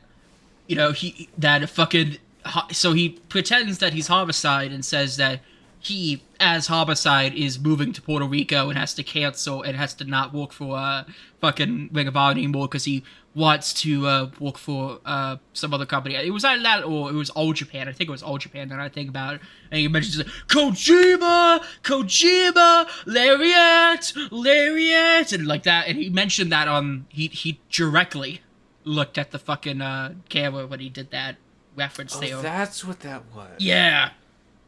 I gotta send you the clip because it's really funny. Lariat! This is deep cut Ring of Honor CM Punk history. Which, in fairness, is what AEW really is, just deep cut references to like wrestling history. It's wrestling for wrestling fans. Yeah. Okay, then there is the four-way match where it is Orange Cassidy defending his belt against Zack Sabre Jr., Katsuya Shibata, and Daniel Garcia, who was the only person... This match was boring, but I guess it's fine. Really? I thought it was pretty good. I liked it. Like, after that last match, you can kind of feel how, like, the tension kind of slumps, because it's a four-way with a couple of guys that know how to do kind of like comedy spots, so they can interchange between that and the good wrestling. So it's a good mix, but it's not really a barn burner. Is the problem. I thought it was a fine match. I think the story of it was like clearly Orange Cassidy is going to lose because he's hurt, he's injured, he's fighting against three other people, one of which is Katsuya Shibata, the man who literally came back from people cutting open his fucking skull and replacing his brain.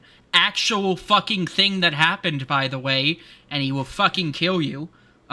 Jesus Christ. I'm not kidding. That happened because he had to retire for a brief bit, and then he came back, and he feuded with Zack Sabre Jr., which is why they had a lot of big moments in the match. It was a lot of Sabre and Shibata.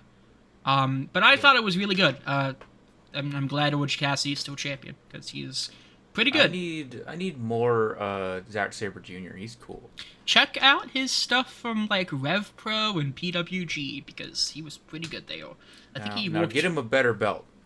Yeah, I don't like the New Japan World fucking belt. It's dumb. So funny anecdote actually. Yeah. I showed the New Japan belt to my other friend who kind of likes wrestling, like watches a little bit of wrestling, and then I compared it to like how it's kind of like the original IC title, and he said that the New Japan one was better. So apparently people liked that belt. I don't. I have to just. I just don't like the belt. Like it's. The worst part of it is just the fact it's just a giant fucking square in the middle. Why? It's a big ass belt buckle. Like. Sonata defended his IWGP title against Jungle Boy Jack Perry, where it was a pretty good match. This is one of a couple matches where it's actually defended under New Japan rules. Yes, so it's which means 20 a count. 20 count for some reason. That's just because that's how it is. New Japan. I think it's because New Japan's presented more like a shoot fight, not presented as shoot fighting, but like it has more of a kind of legitimate sport influence on things. The dreads of Enochiism are still alive in New Japan. Well, that was a thing way before Enochiism. We also have to realize that's the thing. That's just been what New Japan's been doing since the 80s. Yes. I thought this match was really good. It also means ref. Look at you. Yeah. You're red. He looks nice. It was that's Red Shoes Uno. Red Shoes. I like him. Anyways, and, this match Sonata's his son, right? Yes, I believe. Well, is he? I think so. I think we might be confusing him for somebody else. Now that I think about it, the commentators mentioned that somebody who's wrestling in New Japan always has him because that's his son. Okay, it was Shota Umino, which was the match right after that. He was the one who was tagging with Blackpool Combat Club. Shota Umino is the son of Red Shoes Uno. Right. Okay. Anyways, back to this match. It was pretty good. I liked it. Jungle Boy did pretty well, and the highlight of it came afterwards, where Jungle Boy, Jack Perry. I'm just gonna call him Jack Perry. Jack Perry. He's walking out with Hook. And he turns on Hook. He attacks him afterwards. He's turned heel. And Taz is He's heated. fucking pissed. Like, mad.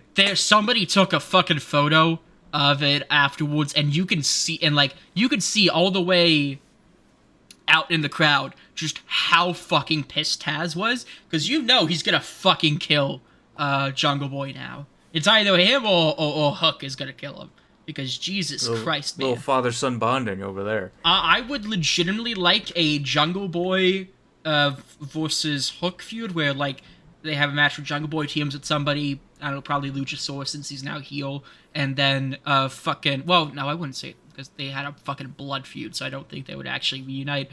Just have Jungle Boy team with somebody, and then have Taz team with fucking Hook, and then have them do, like, a double Kata Hajime kind of thing. That would be pretty fucking cool. Are they allowed to have matches for the FTW title? Yes, they've had several, in fact, and I think that's where it's leading to. Yeah, let's have that. I want an FTW match. Yeah. So, then we get what is a really great string of matches, for the most part. Well, one I didn't really see that much of because of connectivity issues when I was watching it, and the other one was just because I found the match kind of But the next match is what, in my opinion, was probably match of the night. It was the Elite, which is Hangman Adam Page, the Young Bucks man Nick Jackson, Tomohiro Ishii, and Eddie Kingston, taking on the Blackpool Combat Club, which is Jon Moxley, Rito Yuta, Claudio Castagnoli, Konosuke Takeshita, and the aforementioned Shota Umino. This match, I won't give you match of the night, but it is an amazing match. I loved the story it was very clear a story of the Elite and Blackpool Combat Club fucking hate each other.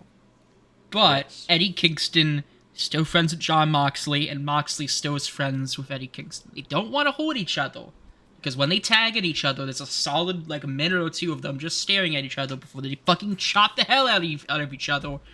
And there's these really great moments where fucking like the Young Bucks are doing the super kick Polo spot, and they're about to super kick Moxley, but Eddie throws him out of the ray and takes the bullet for him. And then the same thing happens with well, no, I don't think the same thing happens with Moxley. I forgot if he actually took a bullet for I think it was that Eddie was about to hit Claudio, but Moxley jumped in between. I think it was that.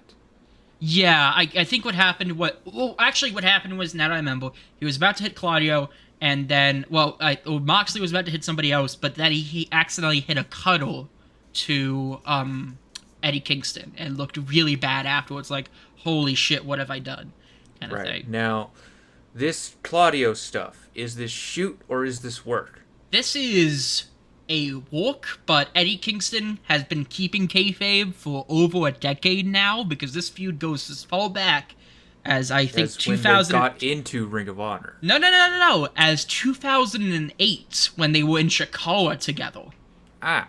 And this is where a bulk of their feud was, because it started in 2008. They had a bunch of matches where it was like Eddie Kingston doesn't respect Claudio, and Claudio doesn't respect, but Claudio still respects Eddie Kingston. Somewhere in that one. And then Eddie Kingston and then Claudio beat Eddie in a match. He tried to say, like, hey, because I won this match, and stipulations say I respect you. And he was like, fuck you, I know the truth, which is the one constant thing about Eddie Kingston. He knows that when people are bullshitting.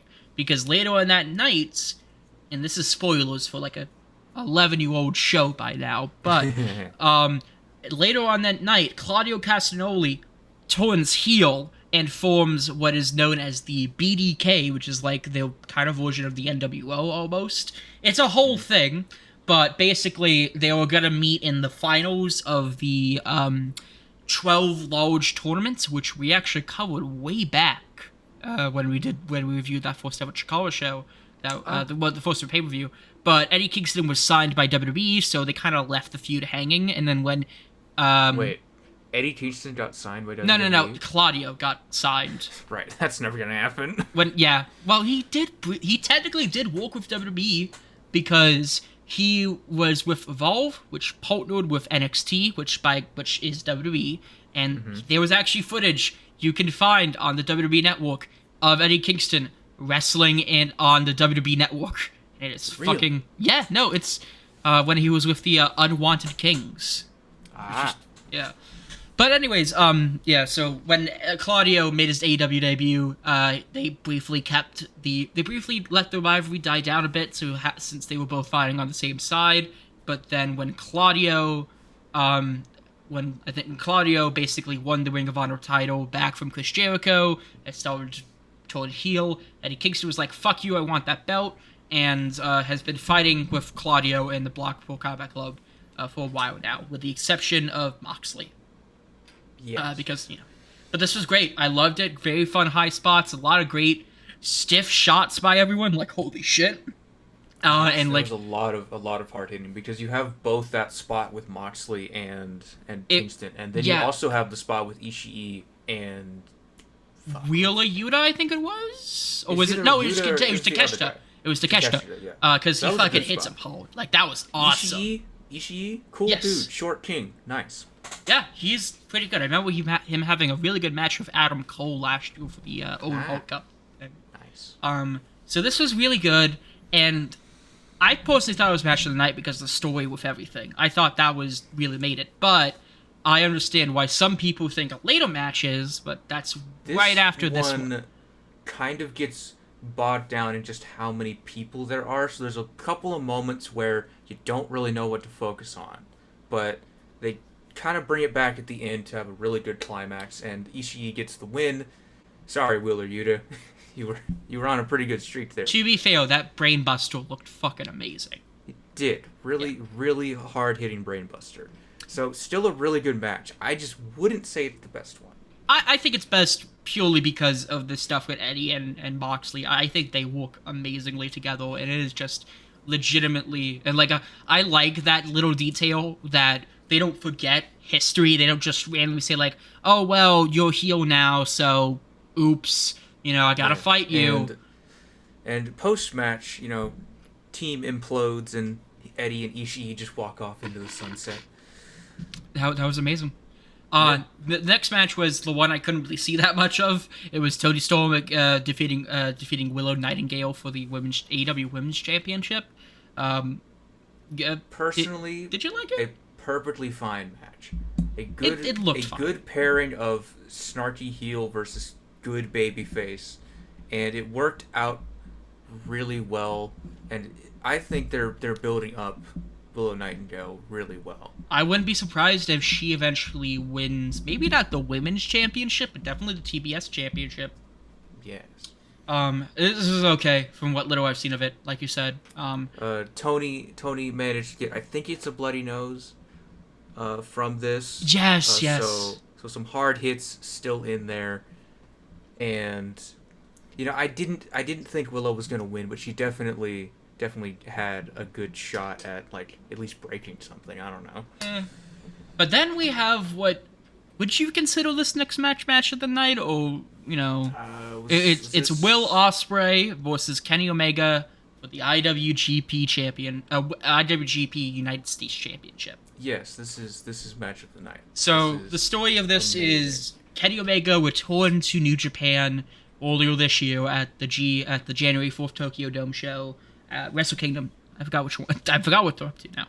But he returned to Wrestle Kingdom. He beat Will Ospreay for the United States title, which he and his whole thing is Kenny Omega is way more popular than me. He was able to leave Japan openly, to and fro, while I had to fucking stay there and live through a really shitty time and stuff like that. Something like that. Actually, I think it was more he left this company to found this company. I stayed there and kept it, and then he fucking just came back and took what I rightfully owned. True. And I think Will Ospreay is kind of like the comic book Nero version of Kenny Omega in a lot of ways. They're very high flying, fast paced, hard hitting guys, but one is more evil than the other, and both are huge fucking dorks. Yes. I thought this was great. I heard a lot of people say that their January 4th match was a lot better, and I'm sure it was because, New Japan is fucking crazy, man. But this match was great, and I love the bits where, Kenny kicking out at one, when they did the fucking Tiger Driver spot where, fucking Will drops Kenny Omega right on his head, and it looks fucking brutal. Oh my god.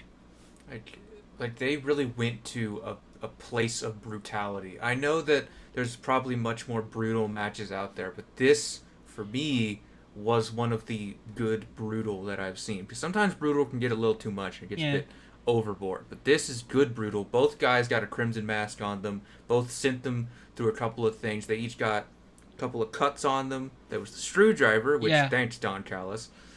Glad you're here.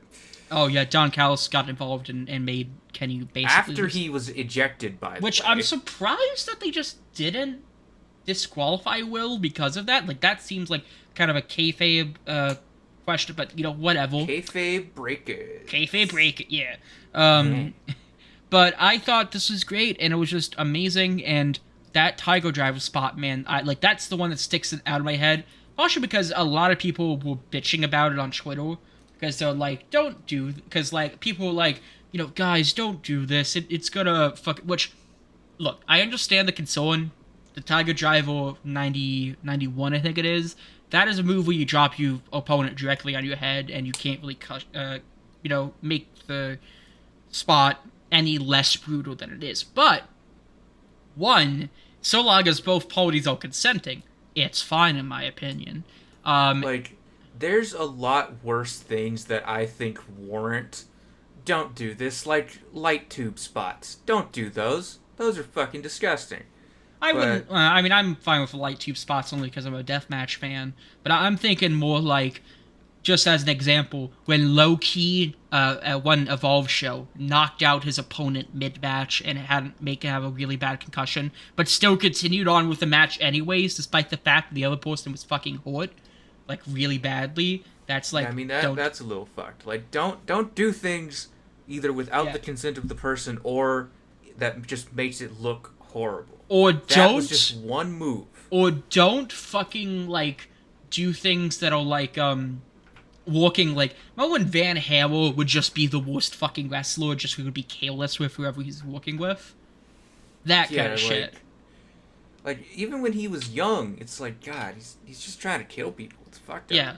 But But I thought this was definitely great, and it ruined those 40 minutes. Like I was, these two, both the 10-man tag and this match were like ones where like I was really glued to my screen. Like I could not fucking, I didn't want to check the time. I didn't want to like see what people were reacting on Twitter or on Discord. I wanted to see what would happen, and it was fucking awesome. I really enjoyed all that was like going on here, and it's a match with a lot of simple heat because of the whole Canada thing, and like that long sequence of like the Canada flag and the which, by the way, kids and people the were stuff. also bitching about it because they were like, "What? You know, you're doing the crossface on the weekend of the Benoit tragedy thing," who was also a Canadian. And like, look, I can kind of understand that, but it's not like, you know, somebody using the crossface 3 months after the Benoit tragedy. We've been 10 plus. It's been 10 plus years after the Benoit tragedy. Like this isn't, you know, fucking what is it? Was it Crowbar throwing Canyon off of a fucking cage in of, Kansas like, City, a year like after? a year less, about a year, maybe even less than that, after Owen died in that same arena. Yeah. Like sometimes, and you know, it's Will Ospreay doing a heelish thing in a match where he is very much the heel in this contest. It's no different. So I don't see why that's a problem.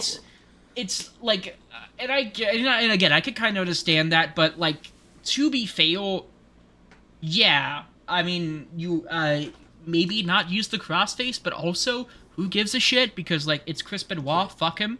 You know, Chris Benoit is not the only one who's used the crossface. That's also that too. Bryan Danielson technically uses the crossface still as his finisher. Yeah, didn't he do it in this match? He didn't. Yeah, he did in his own. He did in the Okada match later on. But I thought that this was definitely really good, and it felt like a. You know, you're more of a Dragon Ball fan than me, and I've only seen like the 4th season of Dragon Ball Z Kai. Oh yeah, this definitely had like Goku versus Vegeta vibes, I guess. Oh, 100%. Like this was like hardcore. Two people two guys who just are like pulling everything out. Two people one who are very has a reason, the other one is just trying to get through this, and it's perfect. Two people who are very similar to each other in a lot of ways, but represent two very different philosophies on things and want two very different things. As this is probably the only Kenny Omega match that I've seen that people have called like really good, I think this is like my favorite Kenny Omega match. Really? I don't watch a lot of Kenny Omega, and the only thing that I've really seen of Kenny Omega are like the exploding ring match and some other shit that he's done. Check out his there was a really good match with his first match with Moxley, when he at Full Gear 2019. That was really good. Where they wrestled in the lights out death match. And you know, my opinion of Kenny Omega is a bit skewed by certain pay-per-view events that transpired, but so then we have the 6-man tag. It was Les Suzuki Gods, Chris Jericho, Sammy Guevara, and Minoru Suzuki taking on Sting, Darby Allin, and the surprise third man until it was revealed on Dynamite, Tetsuya Naito. Sting over here representing the Juggalos at this point. Oh yeah, well it's actually Joker Sting to be exact. I don't know, that didn't really give me Joker Sting. No, it's definitely Joker Sting. I guess so. Also, I like when the announcer said, "This is Darby Allin." No, that is Darby Allin, and this is Sting. Like, that was a really cool detail, in my opinion. Because Tony's the one who used to do that, you know? It's Sting! Yeah, well, no, he's always been, like, "This is Sting," when he's been, like, walking down the ring. So, like, it was nice that they did a little thing with Darby. But I didn't think this match was super great. It was still good. It was still okay, but it was a couple of old guys and 2 young guys get in the ring and do some good stuff. I thought it was fine. I do think it's definitely Sting's weakest AEW match so far, but that's also not I can saying see that. that's also Like, not saying a lot because it's still a decent match. Like nothing too great, but it was very just yeah, I guess it's there. like Um, this is what Sting is doing right now. Is like these matches with like Jericho and them are like this is definitely a mid card feud that they're stuck in until they get another chance. And of course, Sting kind of has to stay there because he's got the ages on him. he's I think it But he's might still just be taking bumps. Like that one oh from the yeah table with Sammy. Damn, oh dude, yeah you're like 60. Like, 64 Jesus. actually. Jesus Christ. How are you still alive? Yeah, especially after he had to fucking retire because he got what was it, spinal stenosis or something? Yes, he did. He had the same thing that Edge had, but Edge and Steve a little Austin. further along. Yeah. But then again, Damn you, Edge Seth made Rollins. that Edge made that comeback, He did. He's doing good. and then Steve Austin technically made a comeback. We don't talk about that. Well, it was an okay match, admittedly. It's okay. Anyway, You didn't like Kevin we don't Owens? talk about it. Okay. So then you had the main event, which I also unfortunately couldn't watch that much of, but that was because I just got distracted, despite the fact that it was fucking awesome. Now, for the record, the highlight of this came during Bryan Danielson's entrance, because they fucking got Final Countdown for it. Yes. Now, like, do you know the significance of this, Justin? Because I know you don't really watch that much old Ring of Honor stuff. I don't know the like wrestling significance of it, but it was really cool to hear Final Countdown. So Final Countdown was the theme Bryan used for when he was going on his farewell tour of Ring of Honor, and that was a really good entrance song for him because the crowd was really into it, and then you have the awesome moment where everyone goes, "It's the Final Countdown," and so he was gonna use it for when Bryan returned in AEW, but apparently whoever did that song. Who did? Europe. Apparently, they wanted a shit ton of money for it. And Tony was like, I don't want to pay that right now. But they got it for one night, and so I probably should have known when that was happening that, like, oh, Bryan's going over. I mean, I feel like on a show like Forbidden Door, which most of these matches have been very AEW centric. I feel like Danielson was going to go over anyway. But yeah. I mean, granted, it also helps because Bryan is, like, one of the top heels in the company, and I could see Okada winning. It was very 50-50 because Okada is considered, like, one of the best talents. Which was part of the story. Yeah. Because it was really just a battle of who's the, best of the best. The best wrestler in the world. Did you? I liked a lot of this match from what little I've seen of it. I liked the spot where he did a lot of it's really good. A lot of really good moments. I liked the tombstone spot to the outside. Yeah, that was a good ramp tombstone. Yeah. What are your thoughts on it? Like, does anything stick out to you in particular outside of that tombstone spot, or? So, like, from what little I've seen of Okada, if I'm using that, yeah, Okada. Yeah, it's Okada. From what I've seen of Okada, he's a really good wrestler, and they're both really melding very well. Like, their styles really intertwine very nicely, and a lot of this is where I find like finisher kickouts working a lot better than certain matches. Like, it's really taking it a back and forth of just really trying to finish each other off and win this match. And the only thing I couldn't get behind was the finish, the actual finish. Yes. That kind of dropped off. Now, if my memory is correct, what happened was Bryan faked a seizure, right? Yes. Now, I'm gonna share my thoughts on it real quick because I have less thoughts than you probably. I thought this was fine because Bryan is the heel. Yes.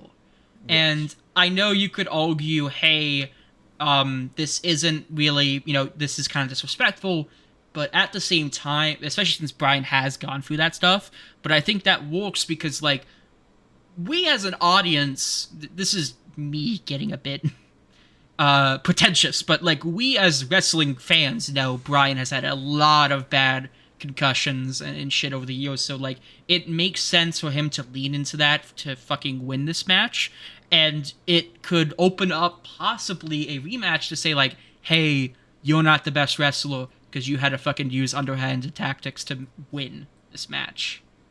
I can definitely see that. Like, I would love a rematch between these guys. Give him Okada versus Danielson 2 at Wembley Stadium. Yes. And I feel like from time to time people completely forget how wrestling works when it comes to doing stuff like that. Because it's obvious they're trying to make people mad about it. Like, because, and also, this is what heel heat is.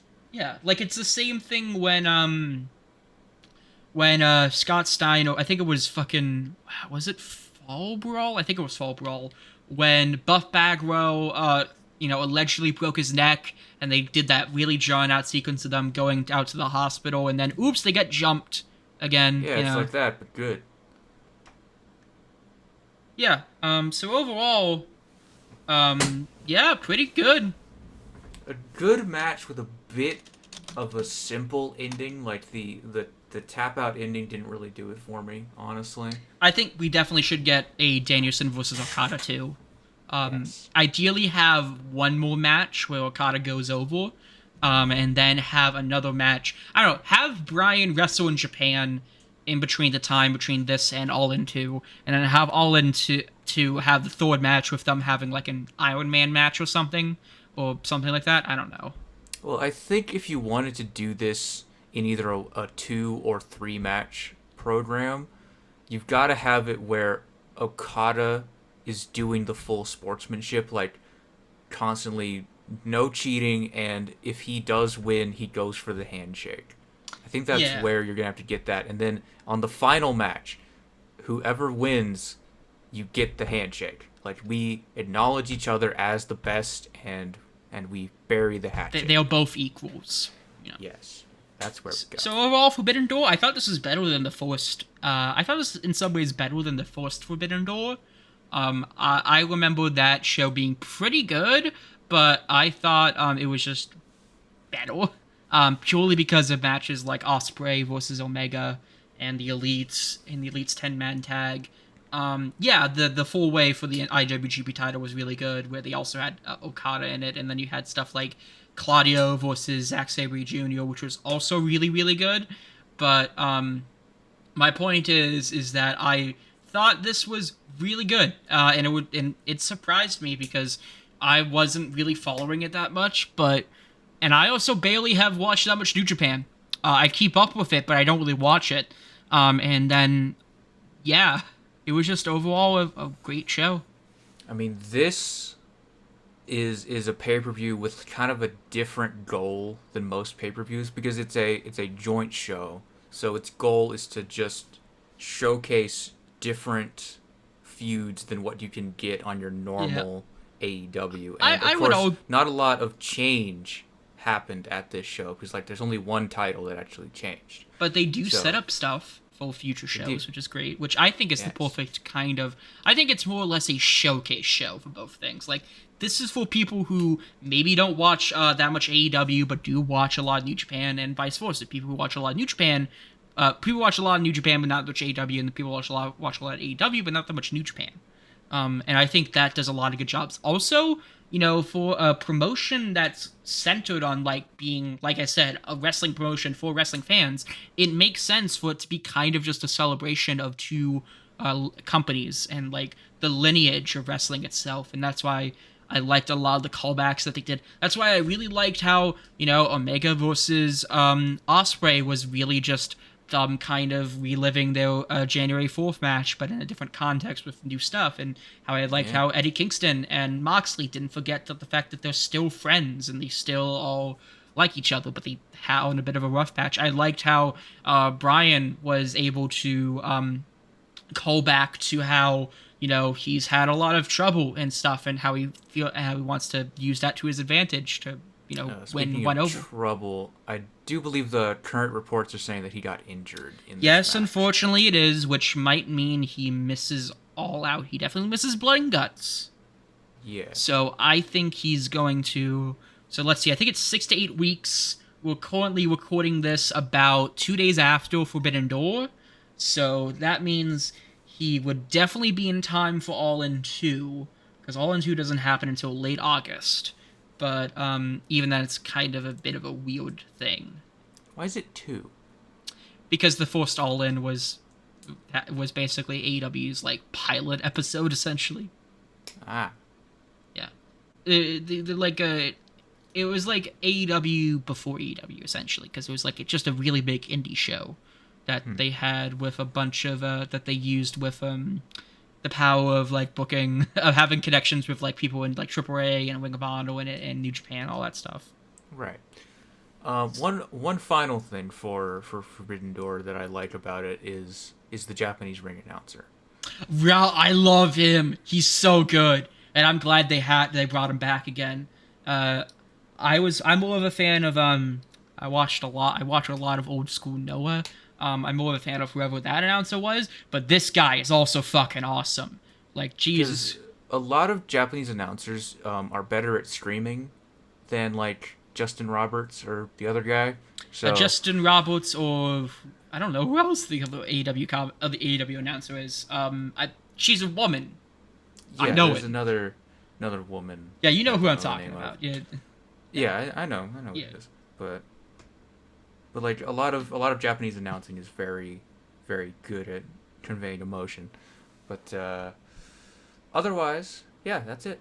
So that's it. We're finally done talking about something that should have taken like less than a week to finish. Yeah. It's gonna probably be 2 weeks by the end of this shit. Blame. This is not. We've never been accused of being timely with our. Yeah, no. That's why we cover shit that's like almost a decade old for most of the time. I don't know. Maybe we should cover more of that. Yeah, maybe we'll fucking talk about.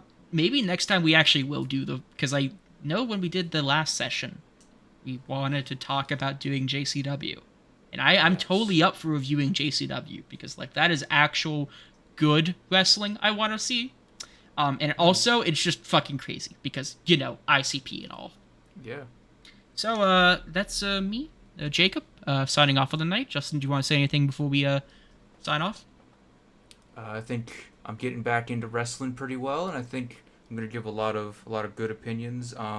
Would you like to try for All Out when that comes around? You know what? If I have the time and I'm not busy with shit, I would not mind talking about. I have a way of like actually watching pay-per-views now. So yes. So do I. So yeah. I don't know. We'll see you guys next time. I don't know. We're either talking about ICP again or we're talking about All In two very different spectrums of wrestling. Yes. But wrestling nonetheless. All right. Good night, everyone. Be excellent to each other, and I don't know. I'm trying to think of like get fucked. Yeah.